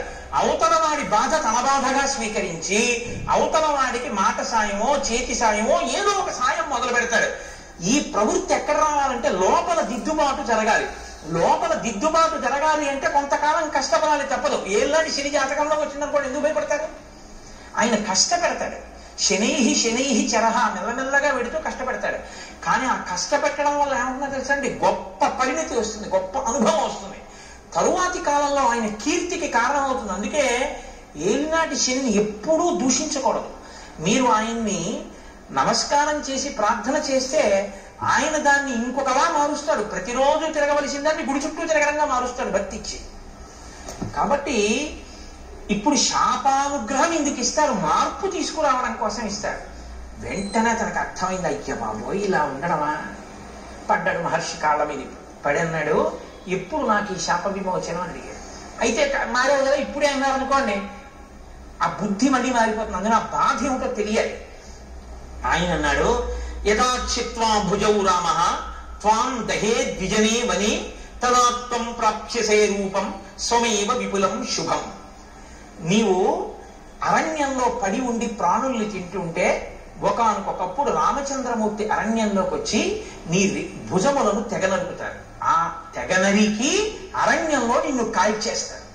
ఎందుకంటే ఆ ప్రాణి అలా ఉండిపోవడానికి వీల్లేదుగా, కాల్చబడాలి. సంస్కారం రాముడి దగ్గర ఉన్న గొప్పతనం అదే. మీతో నేను మనవి చేశా. అంత్యేష్టి సంస్కారం చేస్తాడు. ప్రాణిని కాల్చేస్తాడు. అంటే చనిపోయినటువంటి ప్రాణిని అలా వదిలిపెట్టి వెళ్ళిపోడు, దానికి అంత్యేష్టి చేస్తాడు. పొద్దున్నే భోజనం చేస్తూ గోపాలకృష్ణ గారు నేను దాని గురించే కాసేపు ముచ్చటించాం. అలా ఎందుకు చేస్తారండి రాముడు అని ఆయన ఏదో ప్రశ్న వేస్తే చెప్తున్నాను. ప్రతి ప్రాణికి కూడా దేవతలు ఆవహించి ఉంటారు. పాణి చెయ్యి ఉందనుకోండి ఇంద్రుడు ఉంటాడు, వాక్కు అగ్నిహోత్రం ఉంటుంది, కన్ను సూర్యుడు ఉంటాడు. ఇప్పుడు మీరు విడిచిపెట్టి వెళ్ళిపోయారనుకోండి, విడగొట్టాలి మంత్రం చేత. విడగొట్టేసేసి, అంటే ప్రత్యేకించి మనుష్య శరీరానికి అయితే, మిగిలిన వాటికైతే ప్రాణ అపాన జ్ఞాన ఉదాన సమాన నాగ కూర్మ కృకర ధనంజయ దేవదత్తముల్లో ధనంజయం అన్న వాయువు చేసేస్తుంది. మనుష్య ప్రాణికి ఈ దేవతలందరినీ కూడా మంత్రభాగంతో విడతీసేస్తారు. విడతీసి మళ్ళీ ఈ శక్తుల్ని దేవతల్లో కలుపుతారు. కలిపి జడమైపోయి మిగిలిపోయినటువంటి దేహాన్ని అగ్ని యందు దహించేస్తారు. కాబట్టి అది సంస్కారం. అంత్యేష్టి సంస్కారం 16వ సంస్కారం. అన్ని 16 మీద నడుస్తాయి సనాతన ధర్మంలో మనిషి జీవితం. అందుకని షోడశ కళా ప్రపూర్ణుడు చంద్రుడు, షోడశ సంస్కార ప్రపూర్ణుడు మనుష్యుడు. 16వ సంస్కారంగా అంత్యేష్టి జరగాలి. కాబట్టి రాముడు ఎక్కడెక్కడ ఎటువంటి శరీరాలు కనపడ్డా వాటిని ఆయన దహిస్తాడు. అందుకని నువ్వు రాముడి చేత దహింపబడితే నీ పూర్వరూపం వస్తుంది. ఇక్కడ మీరు ఒక విషయాన్ని కనిపెట్టాలి. ఎవరికైనా తెలియదేమో కానీ మునులకు మాత్రం తెలిసి రామావతారం వస్తుంది. ఈ దేశంలో త్రికాల వేదులు వాళ్ళు.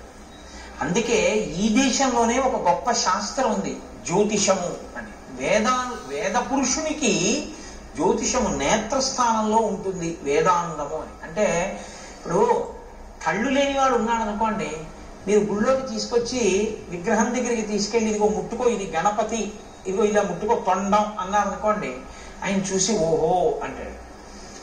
అదిగో అవే ధ్వజస్తంభపు చిరుగంటలు అన్నారు అనుకోండి, ఆయన చూడగలరా? అదే శిఖ గోపురం అన్నారు అనుకోండి, ఆయన చూడలేడు, మీరు గోపురం ఎక్కించలేరు. దూరంగా ఉన్నది చూడడానికి కన్ను పనికొస్తుంది, కాలంలో వచ్చేదాన్ని లెక్క కట్టడానికి జ్యోతిషం పనికొస్తుంది. అందుకని వేద పురుషుడికి నేత్రస్థానంలో ఉంటుంది జ్యోతిష శాస్త్రం వేదాంగంగా. కాబట్టి మహర్షులు త్రికాల వేదులు, వాళ్ళకన్నీ తెలుసు ఏం జరగబోతోందో. కాబట్టి వాళ్ళు రాబోయే రామావతారాన్ని లెక్కలోకి తీసుకున్నాడు. ఆయన తీసుకుని రామావతారం వచ్చి రాముడు అడవికి వచ్చాక రాముడి చేతిలో నీ చేతులు ఖండింపబడి నీ దేహము దహింపబడితే నీకు మళ్ళీ యథారూపం వస్తుంది. కాబట్టి రామ ఇందుకు నీ సంతోషించాను, నా చేతులు నరికేవాడు వచ్చాడని. ఎవడో నరికాడా? రాముడే నరికాడా? అందుకు అడిగాను.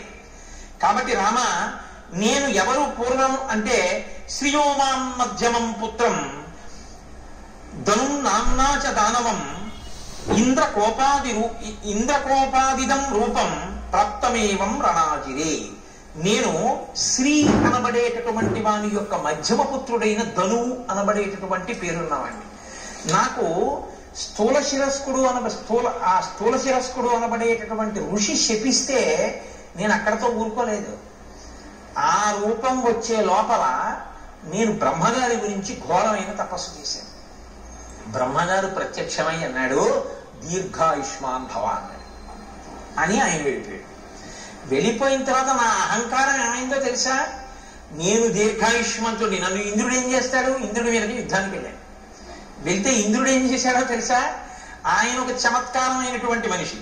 ఆయన ఏం చేశాడంటే, ఒక్కసారి నా తలకాయని తన వజ్రాయుధం పెట్టి ఓ దెబ్బ కొట్టి ఈ తలకాయని కడుపులోకి దింపేశాడు. నా 2 కాళ్ళని పొట్టలోకి తోసేశాడు. తోసేస్తే తలకాయ లేదు, కాళ్ళు లేవు, మనిషిని మాత్రం బతికున్నాను. పైగా అన్నాడు తోసేసి, పితామహవచ సత్యం తదస్థితి మమాబ్రవీత్. పితామహుడైన బ్రహ్మగారు నీకు దీర్ఘాయుష్ ఇచ్చాడు, చంపేను పడుండన్నాడు. అప్పుడు నేనన్నాను, అయ్య బాబోయ్, పితామహుడు ఇచ్చాడు వరం బాగానే ఉంది, అహంకారంతో నేనేదో సాధించాలనుకున్నవి ఇలాగే వస్తాయి తిరిగి. కాబట్టి వినయంతో చేసినవి, భక్తితో చేసినవి ఉద్ధరిస్తాయి, కానీ అహంకృతితో చేసినవి పనికొచ్చేవి కావు. చిట్ట చివరికి వచ్చి ఇలాగే కట్టి కుడుపుతాయి. కాబట్టి నేనన్నాను, నాకు పితామహుడు దీర్ఘాయుష్మంతుడు అన్నాడు నిజమే, కడుపుకి ఆకమోటి ధర్మం కదా ప్రాణికి. ఇప్పుడు నాకు తలకాయ లేదుగా, కాబట్టి నోరు లేదుగా, కానీ కడుపు ఉందిగా, తినాలిగా. వెళదామంటే కాళ్ళు లేవుగా, ఏం తిని బతకను అని అడిగాను. అడిగితే ఆయన ఏం చేశాడో తెలుసా? ఏవ ముక్తస్తు మే శక్రో బాహు యోజనమాయతౌ ప్రాదాదాస్యంచమే కుక్షౌ తీక్షణ దంస్త్రం అకల్పయత్. నాకు పెద్ద పెద్ద కాళ్ళను పెట్టి, నా గుండెల దగ్గర కన్ను పెట్టి, నాకు యోజనమంత పొడుగైన చేతులిచ్చి, నువ్వు బతకవలసింది దీర్ఘాయుష్మంతుడవై బతికుండడానికే తప్ప అంతకన్నా ఎందుకురా నువ్వు బతికుండే, నువ్వేం చేయాలి లోకానికి అని నీ చేతులతో తడువుకు తింటుంటూ పడుండన్నాడు. అంటే దారుణమైన జన్మ ఏదో తెలుసా అండి? తినడానికి బతికే జన్మ కదండి. ఇప్పుడు అంతిమంగా తీర్పు ఎక్కడికి వచ్చింది? ఆయన దీర్ఘాయుష్మంతుడు దేనికి? తింటాడు, బతుకుతాడు. ఎందుకు బతుకుతాడు? తినడానికి బతుకుతాడు, అంతే. ఎక్కడికి వెళ్ళడు, ఏమీ చెయ్యడు, ఈశ్వరుడి గురించి ఏమీ తెలుసుకోక్కర్లేదు, ఓపిక ఉన్నా ఏమీ చేయక్కర్లేదు. ఓపిక ఉన్న రోజుల్లో భోగాలకి, పెద్దవాడైపోయిన తర్వాత ఉన్న ఓపిక ఎక్కడ పోతుందో అని ఈశ్వరుడి దగ్గరికి వెళ్తాం. మీరు లోకం పోకడ ఎలా ఉంటుందో తెలుసా అండి? ఇప్పుడు ఎందుకండి అంటే, ఏమంటే రామాయణానికి వెళ్ళొద్దాం ఏంటి అన్నారు అనుకోండి ఎవడైనా, ఏంటండి ఇప్పటి నుంచి రామాయణం అవన్నీ, మరి ఎప్పుడండి అని మీరు అడిగారు అనుకోండి, రిటైర్ అయిపోయాక.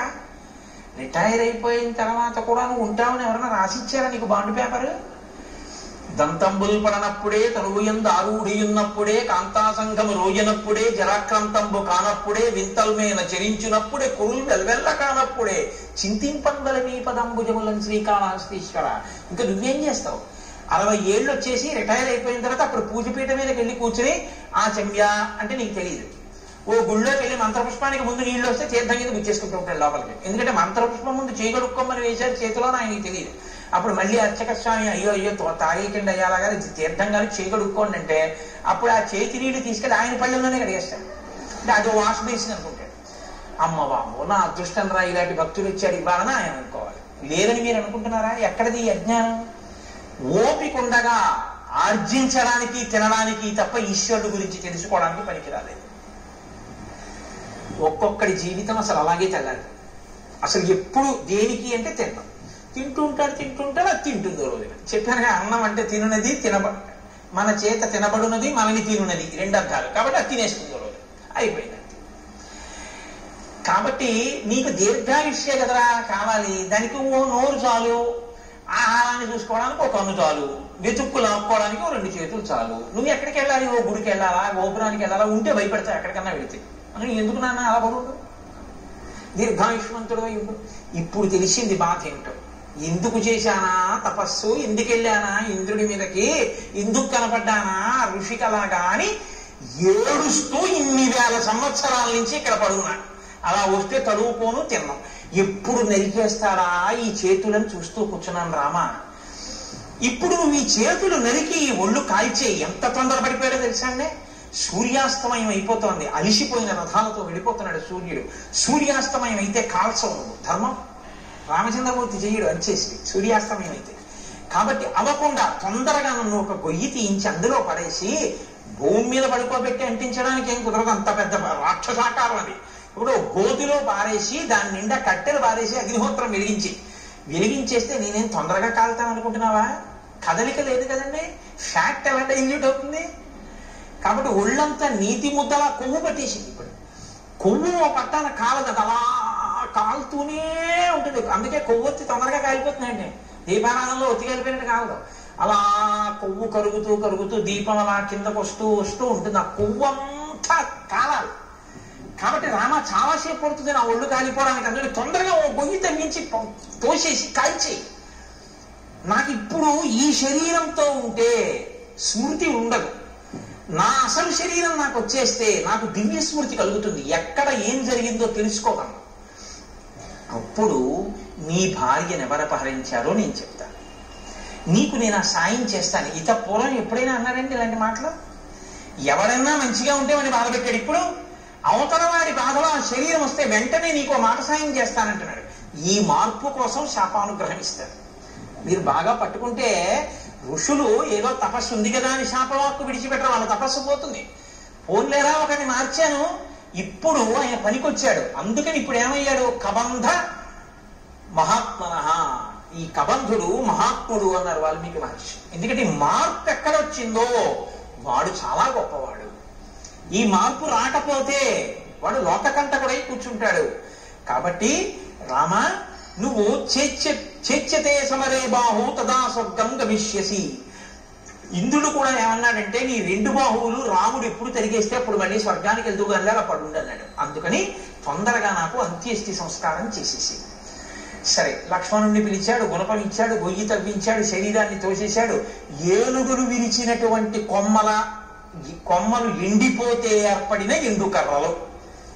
మహర్షి, అమ్మో వాల్మీకి రామాయణం అండి, ఎంత జాగ్రత్తగా రచన చేస్తారో తెలుసా? అంత పెద్ద శరీరాన్ని అంత పెద్ద గోతిలో వేస్తే అంత పెద్ద శరీరం కాల్చడానికి ఎన్ని కట్టెలు కావాలి, ఎక్కడి నుంచి ఏది పట్టుకొచ్చారు సూర్యాస్తమయం లోపల అని మీరు నేను అంటానేమో. అక్కర్లేని ఇలాంటివి తీయడం మనంత గొప్పవాళ్ళు ఉండరు. కాబట్టి ఏనుగుల గుంపులు తిరుగుతాయి అక్కడ. వాటి పని ఏమిటంటే వాటికి తొండం ఖాళీగా ఉండదు, కొమ్మలు విరిచేస్తుంటాయి. ఆ విరిచేసినటువంటి కొమ్మలు కింద పడిపోయి ఎండిపోయి. కాబట్టి ఇప్పుడు ఆ పెద్ద పెద్ద కొమ్మలన్నీ తీసుకొచ్చి రామచంద్రమూర్తి ఆ గోతులో పడేశారు, లక్ష్మణమూర్తి ఆ గోతులో పారేశారు. పారేసి ఇప్పుడు కబంధుణ్ణి కాల్చేస్తున్నారు. ఈ కబంధుడి దగ్గరే ఈ కబంధుడు కాలిపోతే సీతమ్మ తల్లిని పట్టుకోవడానికి, సీతమ్మ తల్లిని అన్వేషించడానికి పెద్ద శుభవార్త దొరుకుతుంది. హనుమ ప్రవేశించడానికి ఇంకా కథకి రంగం సిద్ధం అవుతోంది. ఇంకిక్కడి నుంచి కిష్కింధకాండకి పునాది పడుతోంది. ఇక్కడి నుంచి హనుమత్ ప్రవేశం ప్రారంభం అవుతోంది అనమాట.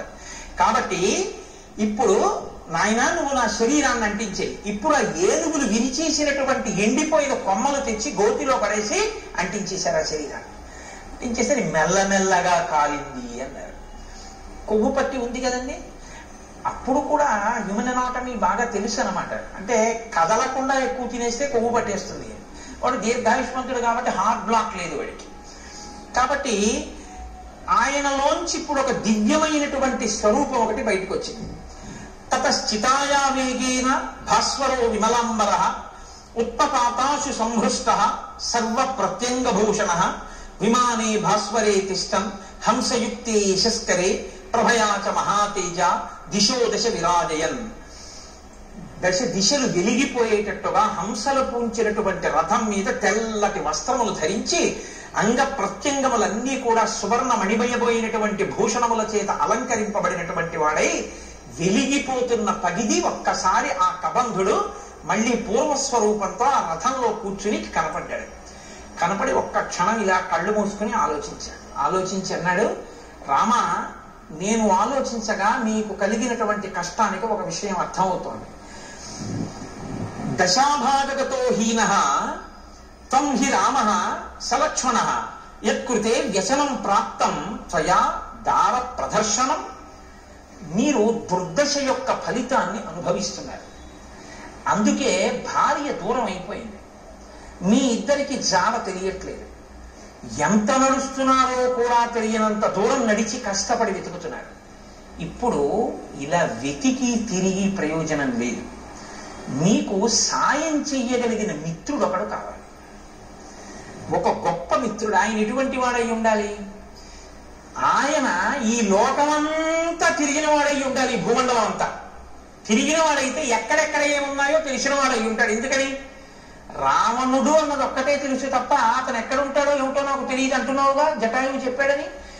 ఆ రావణుడు ఎవరో, ఎక్కడుంటాడో, ఎలా పరిపాలిస్తాడో, ఎంతమంది రాక్షసులు ఉంటారో ఇవన్నీ తెలియాలంటే ఈ భూమండలం అంతా తిరిగిన వాడయి ఉండాలి, అన్నీ తెలుసున్నవాడు అయి ఉండాలి. ఎందుకు తిరిగాడన్న కారణం వేరు, ఇంద్రుడు గారికి ఇష్టింద కారణం. అలా తిరిగిన వాడు ఉన్నాడు రామ, ఆయన గురించి చెప్తాను, ఆయనతో స్నేహం చేసుకో. అటువంటి మిత్రుణ్ణి సంపాదించావా, ఆ మిత్రుడి వలన నీకు సీతమ్మ జాడ దొరుకుతుంది. కాబట్టి తదవశ్యంతయా కార్య స సుహృత్ సుహృదాంవర. ఓ మంచి హృదయం ఉన్నటువంటి రామ, నీకు ఒక మంచి స్నేహితుడు కావాలి. అకృత్వాహినతే సిద్ధిం అహం పశ్యామి చింతయం. నాకు ఆలోచిస్తే అది అనిపిస్తోంది. శ్రూయతాం రామ వక్ష్యామి సుగ్రీవో నామ వానర భ్రాతా నిరస్త క్రుద్ధేన వాలినా శక్రసూనునా ఋష్యమూకే గిరివరే పంపా పర్యంత శోభితే నివసత్యాత్మవాన్ వీర చతుర్భిః సహ వానరైః వానరేంద్రో మహావీర్య తేజోవాన్ అమిత ప్రభః సత్యసంధో వినీతశ్చ ధృతిమాన్ మతిమాన్ మహాన్ దక్షః ప్రగల్భో ద్యుతిమాన్ మహాబల పరాక్రమః భ్రాత్రా నివాసితో రామ రాజ్యహేతోర్మహాబలః స వృక్షరజస పుత్రః పంపామటతి శంకితః భాస్కరస్యౌరస పుత్రో వాలినా కృతకిల్బిషః. సూర్య భగవానుడి యొక్క ఔరసపుత్రుడైనటువంటి సుగ్రీవుడనబడేటటువంటి ఒక వానర రాజు ఋష్యమూక పర్వత శిఖరముల మీద ఉన్నాడు. కారణాంతరముల చేత తన అన్నగారైనటువంటి వాలి చేత రాజ్యంలోంచి బయటికి వెళ్ళగొట్టబడ్డాడు. వెళ్ళగొట్టబడి నలుగురు వానరులు తన చుట్టూ సేవిస్తూ ఉండగా, అందులోనే ఉన్నారు హనుమ, నలుగురు వానరులు సేవిస్తుండగా సుగ్రీవుడు ఋష్యమూక పర్వతం మీద ఉన్నాడు. అపారమైన బలవంతుడు, ఈ భూమండలంలో ఎక్కడ ఏమున్నాయో అన్నీ తెలుసున్నవాడు. అతనితో నువ్వు అగ్నిసాక్షిగా స్నేహం చేసుకుంటే అతను దశ దిశలకి వానరములను పంపించి సీతమ్మ యొక్క జాడ కనిపెడతాడు. నువ్విలా తిరిగి తెలుసుకోక్కర్లేదు రామ. కాబట్టి ఇప్పుడు నీకు మిత్ర సహాయం అవసరమయ్యింది. అతను మహాబలపరాక్రమములు కలిగినటువంటి వాడు, గొప్ప వీర్యవంతుడు, వానరేంద్రుడు, తేజస్సున్నవాడు, సత్యసంధుడు, నీతి కలిగినటువంటి వాడు, పట్టుదల ఉన్నటువంటి వాడు, మంచి మతి కలిగినటువంటి వాడు, దక్షత కలిగినటువంటి వాడు, కాంతి కలిగినటువంటి వాడు. అటువంటి వాడితో నువ్వు స్నేహం చేసుకుంటే ఆయన నీ కార్యంలో సాయం చేస్తాడు. కాబట్టి ఆ వృక్షరజస్సు యొక్క కుమారుడైనటువంటి సుగ్రీవుడితో నువ్వు వెంటనే స్నేహం చేసుకోవడానికి ఋష్యమూక పర్వతానికి బయలుదేరు. ఆ ఋష్యమూక పర్వతం ఎక్కడ ఉంది అంటావేమో, నీకు దారి చెప్తాను చూడు. రామాయణం ఎంత ఆప్యాయంగా ఉంటుందో తెలుసా అండి. హైదరాబాదు ఎప్పుడు ఆయన వెళ్ళలేదు. ఆయన కొడుకుని మొదటిసారి పంపిస్తున్నాడు ఉద్యోగానికి. హైదరాబాద్ వెడుతున్నటువంటి కొడుకుని కంగారుగా తీసుకొచ్చి రైలు ఎక్కించడంలో ఆయనకి కట్టిన మినపరొట్టె తేవడం మర్చిపోయాడు తండ్రి. ఎప్పుడూ హైదరాబాద్ వెళ్ళే అలవాటు ఉన్నటువంటి మేనమామ గారు వచ్చాడు స్టేషన్కి. ఇప్పుడు తండ్రి అంటాడు, రే నాన్న రొట్టె తేవడం మర్చిపోయాను, ఎలా తింటావు, ఎలాగా, ఎప్పటికి ఎడుతుందో, ఎప్పటికి దిగుతావో, అక్కడ ఏముంటుందో ఏముండదో, నాన్న నా ప్రాణాలు నీ మీదే ఉంటాయి ఇస్మా, వెళ్ళాక ఉత్తరం రాయి అంటాడు. మేనమామ గారు అంటాడు, రే నీకేం భయం లేదు, ఇప్పుడు ట్రైన్ బయలుదేరుతుందా, బయలుదేరగానే మొదటి స్టేషను అనపర్తి, రెండో స్టేషను ద్వారపూడి, మూడో స్టేషను రాజమండ్రి వెళ్ళేటప్పటికి 8 అవుతుంది.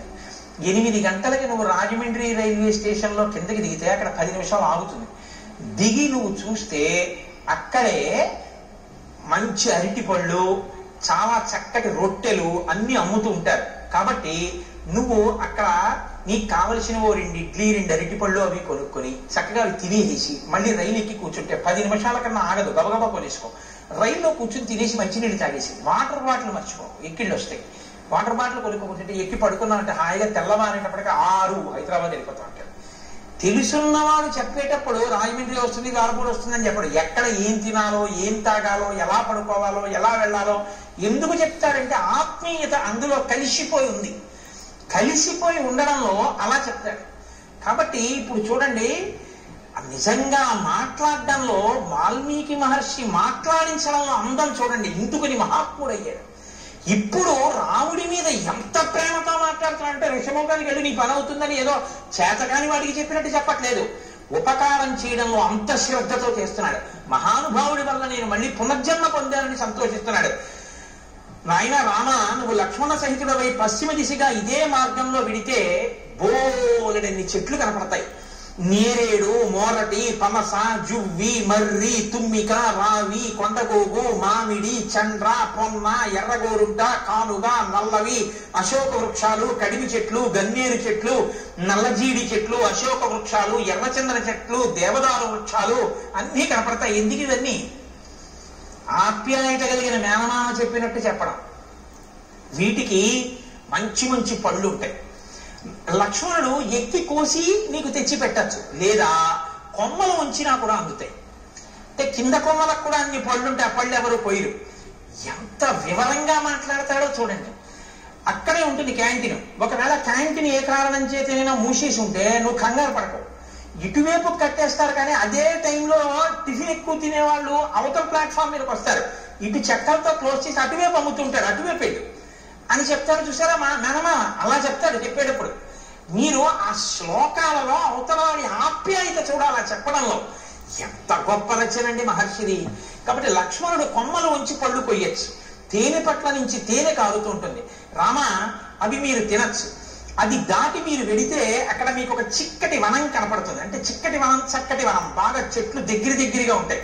అవన్నీ పూలతో పళ్లతో నిండిపోయి ఉంటాయి. సర్వకామ ఫలాహ వృక్షా పాదపాస్తు మధుశ్రమా సర్వే చ ఋతవస్తత్ర వనే చైత్రరథేయథ. చైత్రరథం అంటే ఎప్పుడు అన్ని ఋతువులు ఉంటేదాన్ని చైత్రరథం అంటారు. అన్ని ఋతువులు ఉన్నట్టే అక్కడ ఎప్పుడు పళ్ళతో, తేనె పట్లతో, పువ్వులతో ఆ చెట్లన్నీ శోభాయమానంగా ఉంటాయి. అక్కడ చక్కగా మీరు తేనె తాగచ్చు, పళ్ళు తినచ్చు. అది దాటి వెళ్ళిన తరువాత మీరు పంపా సరోవర తీరానికి వెడతారు. రామ, పంపా సరోవర తీరంలో ఒడ్డున ఎక్కడా కూడా అసలు గులకరాళ్ళు ఉండవు. సాధారణంగా నది ఒడ్డున అన్ని చోట్ల గులకరాళ్ళు ఉంటాయి. గులకరాళ్ళు ఉంటే ఏంటి అని మీరు అడగచ్చు. రాముడు పాదుకలు లేకుండా నడుస్తున్నాడు, గులకరాళ్ళు ఉంటే గుచ్చుకుంటాయి కాళ్ళలో. కాబట్టి రామ, పంపానది తీరంలో గులకరాళ్ళు ఉండవు. అంటే ఆయన కాళ్ళకి గుచ్చుకునేవి లేవు. ఎంత ప్రేమో చూడండి నా చెప్పడంలో. పంపానది తీరంలో గులకరాళ్ళు ఉండవు. ఆ నీళ్లు చల్లగా, ఆ అందులో పుట్టినటువంటి పద్మముల యొక్క కింజిల్కముల నుండి రాలినటువంటి పుప్పుడితో సుగంధ భరితములై తీయగా చల్లగా ఉంటాయి. ఎప్పుడు స్నానం చేద్దామా, ఎప్పుడు తాగుదామా అనిపిస్తుంది. రామ, అక్కడ నాచు ఉండదు. కాబట్టి నువ్వు జాగ్రత్తగా పంచె పైకి తీసి కాలు జారుతుందేమో అని చూసుకుని వెయ్యక్కర్లేదు. ఆ కింద ఉన్నటువంటి ఇసుక నీకు కనపడుతుంది. ఆ నీరు వెండి పళ్ళెల్లా ఉంటుంది, అంత స్వచ్ఛంగా ఉంటుంది. మహానందిలో ఉంటుంది సరోవరం, అలా ఉంటాయి నీళ్లు. రామ, నీకు ఇంకొక విషయం చెప్తున్నాను. అక్కడ అనేకమైన పక్షులు ఆ ఒడ్డును తిరుగుతుంటాయి. వాటికి ఏం భయం ఉండదు. అవి చాలా స్వేచ్ఛగా తిరుగుతుంటాయి. అవి ఎంత రుచిగా ఉంటాయో తెలుసా రామ? ఘృతపిండోపమాన్ స్థూలాంతాన్ ద్విజాన్ భక్షయిష్యథ రోహితాన్ వక్రతుండాశ్చ నరమీనాంశ్చ రాఘవ. రామ, పెద్ద పెద్ద చేపలు, ముళ్ళున్నవి, రెక్కలున్నవి ఆ నదిలో తిరుగుతుంటాయి పంపా సరోవరంలో. నీతి ముద్ద ఎలా ఉంటుందో అంత కమ్మగా ఉంటాయి అక్కడ ఉన్న పక్షులు. మాంసాహారం ఉన్న వాళ్ళు ఎవరైనా ఉంటే నూరూరే ప్రయత్నంలో ఉండకండి. కాబట్టి అంత కమ్మటి రుచి కలిగినటువంటి పక్షులు ఉంటాయి. కాబట్టి పాంసాయాం యుషుభి మధ్యాన్ తత్ర రామ వరాన్ హతాన్ నిస్పక్షాన్ అయస్తప్తాన్ అకృషా నికకంటకాన్. ఎంత వివరంగా చెప్తాడంటే, ఆ నదిలో కొన్ని పక్షులు ఆ నదిలో తిరుగుతుంటాయి. గండు మీనులు, సొర మీనులు, రొయ్యలు, చేపలు అన్ని ఆడుకుంటూ ఉంటాయి. లక్ష్మణుడు బాణంతో గుచ్చి వాటిని పైకి తీస్తాడు. తీసి అగ్నిహోత్రం మీద ఆ బాణంతో ఇలా తిప్పితే ఎర్రగా కాలుతాయి. నువ్వు అక్కడ ఒడ్డున కూర్చోరామా, కూర్చుంటే ఒక్కొక్క చేపని కాల్చి పట్టుకొస్తాడు. ఆ పక్షిని కొట్టి కాల్చి పచనం చేసి ఆ నీతి ముద్దలా ఉన్న పక్షి మాంసం తీసుకొచ్చి పెడతాడు. చక్కగా నువ్వు ఆ ఒడ్డున కూర్చొని కమ్మగా తిన్న తర్వాత దాహం వేస్తుంది. ఎందుకంటే నీతి ముద్దలా కదా ఉంటాయి. దాహం వేస్తే లక్ష్మణుడు ఏం చేస్తాడో తెలుసా? భృశం తేఖాలతో మధ్యాం పంపాయా పుష్ప సంచయే పద్మగంధి శివం వారి సుఖశీత మనామయం ఉధుక్య సతతాక్లిష్టం రౌప్య స్ఫాటిక సన్నిభం అసౌ పుష్కరవర్ణేన లక్ష్మణ పాయిష్యతి. తామరాకులు ఉంటాయి రామ, ఆ తామరాకులు దొప్పగా చేసి పంపా సరోవరంలోకి ఎడతాడు లక్ష్మణుడు. ఆ నీళ్లు ఎలా ఉంటాయి తెలుసా? వెండి రేకు బోర్లించినట్టు ఉంటాయి, తెల్లగా. అడుగునున్నటువంటి ఇసక కనపడుతుంటుంది. దాంట్లో బోలెడన్ని పద్మాలు ఉంటాయి. పద్మాలకి కింజిల్కాలు ఉంటాయి. వాటిలోంచి ఆ పుప్పుడంతా నీటి మీద పడుతుంది. అందుకని మంచి ఏదో అన్ని రకాల పదార్థాలతోటి శివాభిషేకం చేస్తే వచ్చిన తీర్థం అన్ని రుచులు కలిసి మంచి సుగంధ ద్రవ్యాలతో సువాసనతో ఎలా ఉంటుందో అలా ఉంటాయి ఆ నీళ్లు. ఆ నీళ్లు తామరాకు దొప్పతో తెచ్చి నీకు ఇస్తాడు. నువ్వు చక్కగా ఏం చేస్తా అంటే తామరాకు దొప్పతో చల్ల నీళ్లు తాగు. సాయంకాలం వేళలో నువ్వు ఆ పంపా సరోవర ప్రాంతంలో తిరుగుతుంటే జింకలు లేళ్లు తిరుగుతుంటాయి. చెట్లన్నీ పువ్వులెట్టుకున్నాయా అన్నట్టుగా పువ్వులతో శోభిస్తుంటాయి. నీకు సీతమ్మ కనపడలేదు అన్న బెంగ నీకు తీరుతుంది. రామ అక్కడ పుష్పమాలలు కొన్ని పడి ఉంటాయి. ఆ పుష్పమాలలు ఎన్ని సంవత్సరములైన వాడవు. ఎందుకో తెలుసా? నతాని కశ్చిన్ మాల్యాని తత్రారోపయితా నరః నచవై మ్లానతాన్యాంతి నచ శీర్యంతి రాఘవ. మతంగ మహర్షి యొక్క శిష్యులు గురువు గారికి సేవ చేయడం కోసమని అక్కడికి వచ్చి దర్భలవి సేకరిస్తున్నప్పుడు వాళ్ళ శరీరానికి కలిగినటువంటి శ్రమ వలన పుట్టినటువంటి స్వేద బిందువులు నేల మీద పడి పువ్వులై దండలయ్యాయి. ఆ దండలు ఎవరు తీసి ధరించరు. వాళ్ళ ఆ శిష్యుల యొక్క చెమట పువ్వులైంది కాబట్టి ఆ పువ్వులు సూర్యరశ్మికి వాడవు, గాలికి ఒడిలిపోవు. అవి ఎన్ని సంవత్సరములైనా అలాగే ఉంటుంటాయి. ఆ మాలలు ఎవరు ధరించరు. నువ్వు అక్కడ మతంగ మహర్షి యొక్క ఆశ్రమం కనపడుతుంది. చాలా లోపలికి వెళ్ళడం చాలా కష్టం. గొన్నేనుగులు దాని చుట్టూ తిరుగుతూ ఉంటాయి. రామ అక్కడే శబరి ఉంది ఇప్పుడు ఆశ్రమంలో.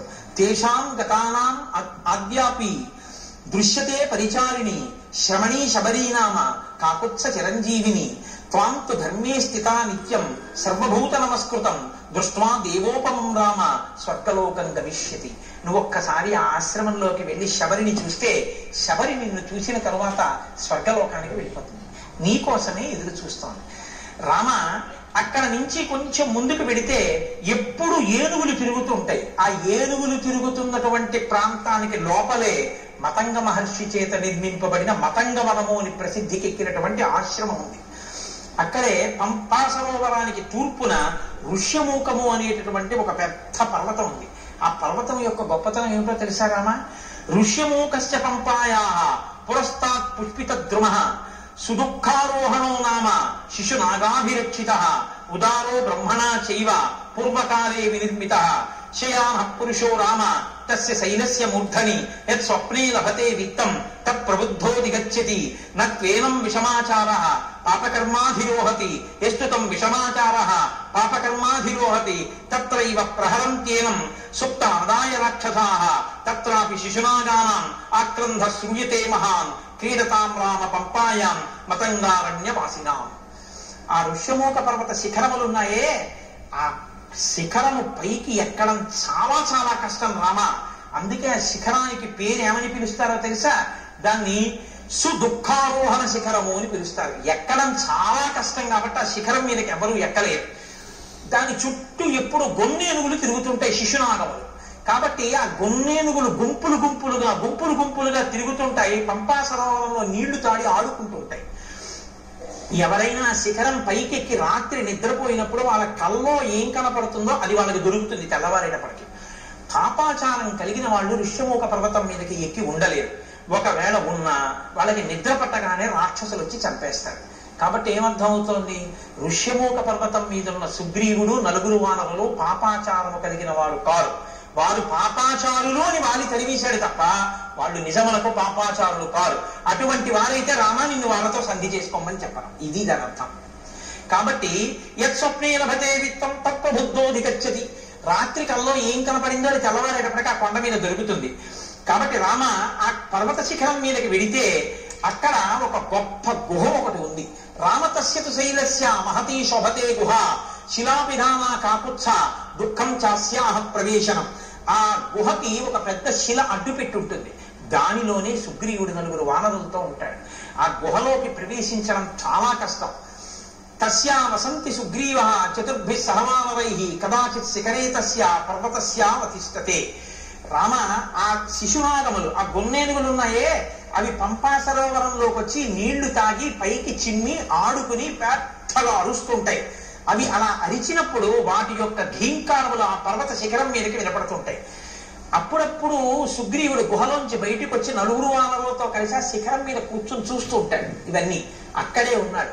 నిజంగా లైవ్ టెలికాస్ట్ ఇస్తారండి. మనం చదువుతుంటే అబ్బా మనం ఒక్కసారి ఆ ఋష్యమూక పర్వతం, ఆ పంపా నది, ఇంకా ఎన్ని చెప్పారో తెలుసా అండి. రామ గుంపులుగా అడవి పందులు వస్తాయి. అడవి పందులు పంపా సరోవరంలో నీళ్లు తాగి పర్వత గుహల్లో ఆడుకుంటూ వెళ్ళి పడుకుంటాయి. పడుకుని పెద్ద పెద్ద రంకెలు వేస్తాయి. ఆ రంకెలు ఎలా ఉంటాయో తెలుసా? అవబోతు రంకెల్లా ఉంటాయి.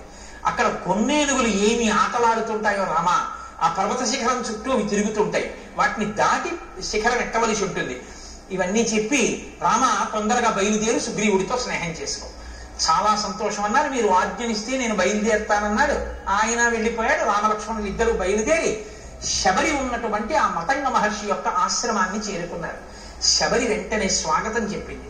స్వాగతం చెప్పి అంది, తౌచు దృష్ట్వా తదా సిద్ధ సముద్ధాయ కృతాంజలి రామస్య పాదౌ జగ్రాహ లక్ష్మణస్య చ ధీమతః పాద్యమాచమనీయం చ సర్వం ప్రాణాద్యధాంధి. ఆవిడ వెంటనే రామలక్ష్మణులు ఇద్దరి పాదములు పట్టుకుని అర్ఘ్యపాద్యములిచ్చి కూర్చోపెట్టి, నాయన రామ, నీ దర్శనం కోసమే నేను ఎదురు చూస్తున్నాను అని. అంటే రాముడు ఆవిడ్ని ప్రశ్నించాడు. ఇదే నేను మీతో అన్నది. రాముడు ఎవరితో ఎక్కడ ఎలా మాట్లాడతాడో మీకు అలవాటైతే ఎక్కడ ఎలా మాట్లాడాలో మీకు వచ్చేస్తుంది కొన్నాళ్ళకి. తాపసితో మాట్లాడుతున్నాడు కాబట్టి ఆయన ఎలా మాట్లాడతాడో చూడండి. తమవాచతో రామ శ్రవణీం సంసిత వ్రతాం కచ్చిత్తే నిర్జితాః విఘ్నాః కచ్చిత్తే వర్ధతే తపః కచ్చిత్తే నిహిత క్రోధాహారస్య తపోధనే కచ్చిత్తే నియమాః ప్రాప్తాః కచ్చిత్తే మనసః సుఖం కచ్చిత్తే గురు శుశ్రూషా సఫలా చారుభాషిణి. ఓ శబరి, నీ తపస్సు విఘ్నం లేకుండా కొనసాగుతోందా? నువ్వు ఆహారమును స్వీకరించేటప్పుడు నియమాన్ని ఉల్లంఘించకుండా ఆహారాన్ని తీసుకోవడంలో ఏ ఇబ్బంది లేకుండా తీసుకుంటున్నావంటే రుచికి లొంగకుండా ఉండగలుగుతున్నావా? కచ్చిత్తే వర్ధతే తపః, తపస్సు రోజు రోజుకి పెంచుకోగలుగుతున్నావా? ప్రతిరోజు నియమాలు పాటిస్తున్నావా? నీ మనసు సుఖంగా ఉంటోందా? నీ గురు శుశ్రూష బాగా జరిగిందా? నాకు వాటి గురించి చెప్పు. ఎవరిని ఏవడగాలో అవి అడగాలి. అడిగితే ఆవిడ చాలా సంతోషించింది. అద్యప్రాప్త తపస్సిద్ధి తవ సందర్శనాన్మయ అద్యమే సఫలం తప్తం గురువస్య సుపూజితాః అద్యమే సఫలం జన్మ స్వర్గస్యైవ భవిష్యతి త్వయిదేవ వరే రామ పూజితే పురుషస్సభ చక్షుషా తవ సౌమ్యేన పూతాస్మి రఘునందన గమిష్యాం అక్షయాం లోకాన్ తత్ప్రసాదాదరిందమా. నాయన, ఎప్పటి నుంచో నీ దర్శనం కోసమే ఎదురు చూస్తున్నాను. నా తపస్సు ఇంతకాలం నిర్విఘ్నంగా సాగింది అని గుర్తు ఏమిటో తెలుసా? నా తపస్సు సిద్ధి పొందింది అనడానికి తార్కాణమే నీ దర్శనం. నీ దర్శనం కోసమే చూస్తున్నాను. నీ దర్శనం కోసమే ఇంతకాలం నుంచి ఎదురు చూస్తూ ఉన్న నాకు ఈ కన్నులతో నిన్ను చూసే భాగ్యం కలిగింది కాబట్టి, నేను ఉన్న ప్రయోజనం పూర్తయిపోయింది కాబట్టి నువ్వు అనుమతించిన తర్వాత ఇంకా నేను ఊర్ధ్వలోకాలకి వెళ్ళిపోతాను. మయాతు వివిధం వన్యం సంచితం పురుషర్షభ తమార్థే పురుష వ్యాఘ్ర పంపాయా స్థిర సంభవం. పంపా నదీ తీరమునందు ఉన్నటువంటి అనేకమైన కందమూలములను ఫలములను నువ్వు ఎప్పుడొస్తావో నీకు పెడదామని నేను తీసుకొచ్చి దాచి ఉంచాను. అంటే మీరు ఈ మాటలో ఒక విషయం గుర్తుపెట్టుకోవాలి. శ్రద్ధ అనబడుతుంది. సరిగిందా? నాకు వాటి గురించి చెప్పు. ఎవరిని ఏవడగాలో అవి అడగాలి. అడిగితే ఆవిడ చాలా సంతోషించింది. అద్యప్రాప్త తపస్సిద్ధి తవ సందర్శనాన్మయ అద్యమే సఫలం తప్తం గురువస్య సుపూజితాః అద్యమే సఫలం జన్మ స్వర్గస్యైవ భవిష్యతి త్వయిదేవ వరే రామ పూజితే పురుషస్సభ చక్షుషా తవ సౌమ్యేన పూతాస్మి రఘునందన గమిష్యాం అక్షయాం లోకాన్ తత్ప్రసాదాదరిందమా. ఆయన, ఎప్పటి నుంచో నీ దర్శనం కోసమే ఎదురు చూస్తున్నాను. నా తపస్సు ఇంతకాలం నిర్విఘ్నంగా సాగింది అని గుర్తు ఏమిటో తెలుసా? నా తపస్సు సిద్ధి పొందింది అనడానికి తార్కాణమే నీ దర్శనం. నీ దర్శనం కోసమే చూస్తున్నాను. నీ దర్శనం కోసమే ఇంతకాలం నుంచి ఎదురు చూస్తూ ఉన్న నాకు ఈ కన్నులతో నిన్ను చూసే భాగ్యం కలిగింది కాబట్టి, నేను ఉన్న ప్రయోజనం పూర్తయిపోయింది కాబట్టి నువ్వు అనుమతించిన తర్వాత ఇంకా నేను ఊర్ధ్వలోకాలకి వెళ్ళిపోతాను.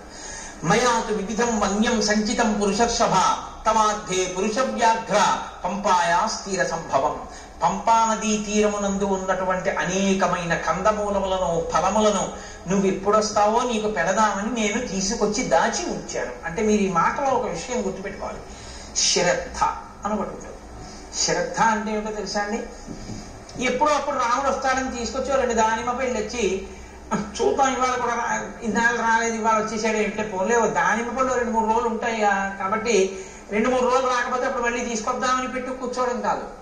ద్రాక్ష పళ్ళ గుత్తి నైవేద్యం పెట్టడానికి ద్రాక్ష పళ్ళ గుత్తి నుంచి ద్రాక్ష పళ్ళు విడతీసి కడిగి నైవేద్యం పెట్టడానికి చాలా తేడా ఉందిగా, ఉందా లేదా? నీకు గుత్తిస్తే తింటారా?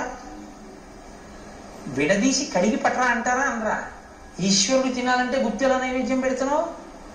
నీకు తినాలని కోరుకుంటే పూజలో అంతర్భాగం చక్కగా పళ్ళన్నీ విడదీసి నీళ్లతో కడిగి పళ్ళెంలో చక్కగా అందులో మెత్తబడిపోయిన పళ్ళు తీసేసి మిగిలిన పళ్ళు వెండి పళ్ళెంలో నీ వెండి పళ్ళెం కూడా కాదుగా, ఇచ్చారుగా పెద్ద పళ్ళెం చక్కగా నైవేద్యం పెట్టమని, అందులో చక్కగా విశాలంగా పెట్టి రామా చక్కగా మెల్లగా అమ్మ నా తల్లి సీతమ్మ లక్ష్మణయ్య ఒక్కొక్క పండు తీసుకుని హాయిగా తినండి అని ఆ పళ్ళెం అక్కడ పెట్టి ప్రశాంతంగా నివేదన చెయ్యి.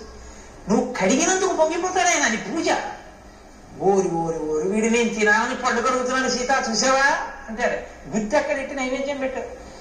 ఏమండి చూసారా, అందులో చప్పబడిపోయినవి మెత్తపడిపోయినవి కుళ్ళిపోయినవి అన్నీ పెట్టేస్తున్నాడు. ఎదురుగుండా కనపడు గింజలు నేను విప్పి పెడుదును, కానీ తల్లి సీతమ్మ చూస్తోంది అన్ని ద్రాక్ష పళ్ళు నువ్వే కడిగేసి అరటిపండు తొక్కలు నువ్వే తీసేసి అన్ని పెట్టేస్తే మా ఆయనకి నేను పెట్టుకోవద్దయ్యా ప్రేమతో, అవి నాకి నేను విప్పి పెట్టుకుంటాను ఎంత బాగున్నాయో అంటోంది. అమ్మకి ఇస్తాను, అమ్మ విప్పి పెడుతుంది, ఇదిగో అమ్మ చేతిలో పెడుతున్నాను, ఇవి మీరు గింజలు ఒలుచుకు తినండి, ఇవి మాత్రం అమ్మ గింజలు ఒలిచే వరకు ఇవి తింటుండండి రామా అని మీరు భావన చేసి సంతోషంగా ఓసారి ఆ పళ్ళెం అక్కడ పెట్టి ఓ 2-3 నిమిషాలు సంతోషపడిపోయి మీ ఎదురుగుండా సీతారామ లక్ష్మణులు హనుమ ఉన్నారనుకని అప్పుడు మీరు నైవేద్యం పెట్టి నా స్వామి తింటున్నాడు, ఆయన తింటున్నప్పుడు ఆ పళ్ళరసం కంఠంలోకి దిగుతుంటే సంతోషంగా ఆయన చూస్తున్నాడని మీరు భావన చేస్తే నన్ను నమ్మండి ప్రసాదమే, ఆయన తిన్న శేషం ఇది. అసలు ఆ భావన లేకపోతే మిమ్మల్ని నైవేద్యం పెట్టమని పంపించిన ఆయన యొక్క ద్రవ్యం వృధా తప్ప ఉపయోగమే ఉండదు. కాబట్టి నేను రోజు పంపా సరోవరం నుంచి తెచ్చాను పళ్ళు, తెచ్చి అక్కడ పెట్టాను, రామ మీరు స్వీకరించండి అక్కడ పెట్టింది. అంతేకాని కొరికి చూసింది, కొరికి చూసి పెట్టింది, ఇలాంటి పిచ్చి పిచ్చివన్నీ లేవు. ఆవిడ శుశ్రూష చేసింది గురువులకి, మతంగ మహర్షికి.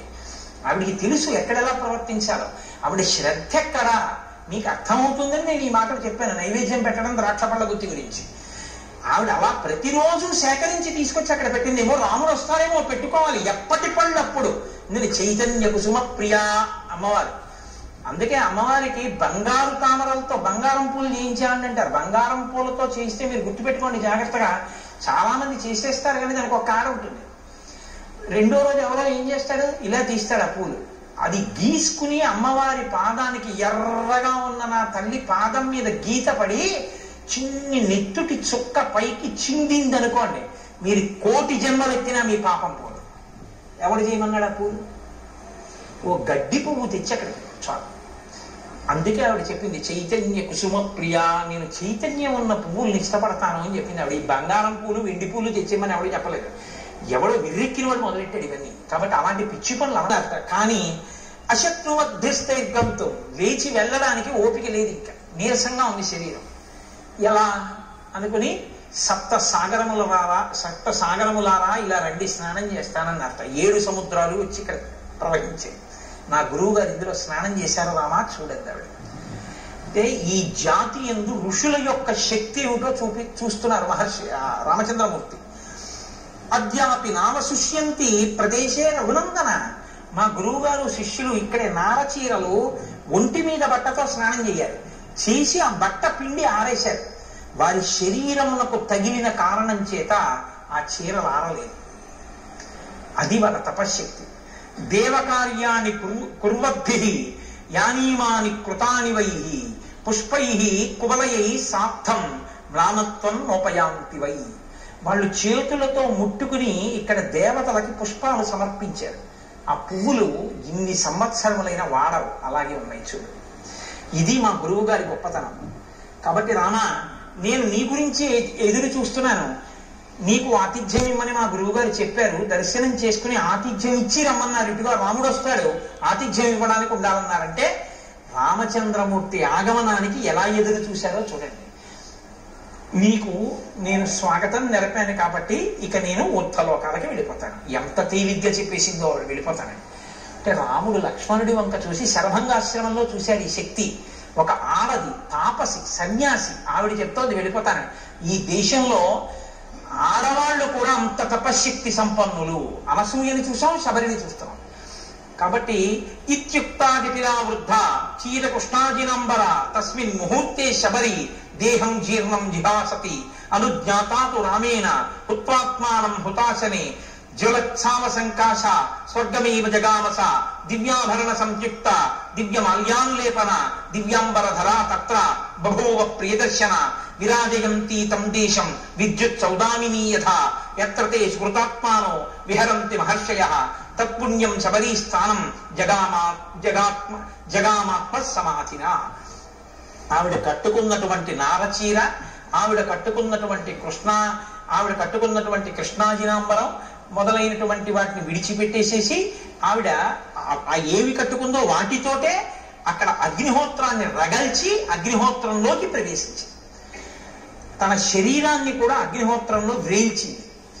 ఆ శరీరము అగ్నిహోత్రమునందు తప్తమైపోతూ ఉండగా మెరుపు తీగ ఎలా ఉంటుందో అటువంటి శరీరం కింద మారిపోయి దివ్యమైనటువంటి ఆభరణములు, దివ్యమైనటువంటి వస్త్రములు ధరించినదై ఈయన చూస్తుండగానే నమస్కారం చేస్తూ స్వర్గలోకానికి చేరిపోయి, ఇత పూర్వం ఆమె సేవించిన గురువులు ఎక్కడున్నారో, ఆ గురువుల శిష్యులు ఎక్కడున్నారో అక్కడికి ఈవిడ కూడా గురు సేవ ఎంత గొప్పదో నిరూపిస్తుంది శబరి వృత్తాంతం. గురువు గారిని సేవించినందుకు శబరి ఆ స్థితిని పొందింది రామాయణంలో. అందుకే రాముడికి అన్నిటికన్నా ఇష్టం గురుసేవ. కాబట్టి తత్పుణ్యం శబరీ స్థానం జగామాత్మ సమాధిన.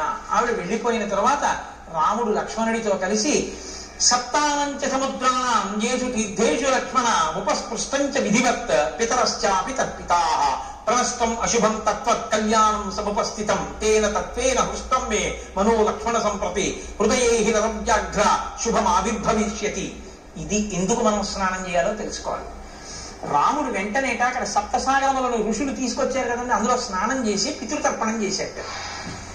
చెయ్యగానే అన్నట్ట, మన దుర్దశ పోయింది లక్ష్మణ, ఇప్పుడు నా మనస్సు ఉల్లాసాన్ని పొందుతోంది, నాకు మంగళములు కనపడుతున్నాయి, నా మనస్సు ప్రసన్నమై ఏదో మంచి జరగబోతోంది అని తెలుస్తోంది.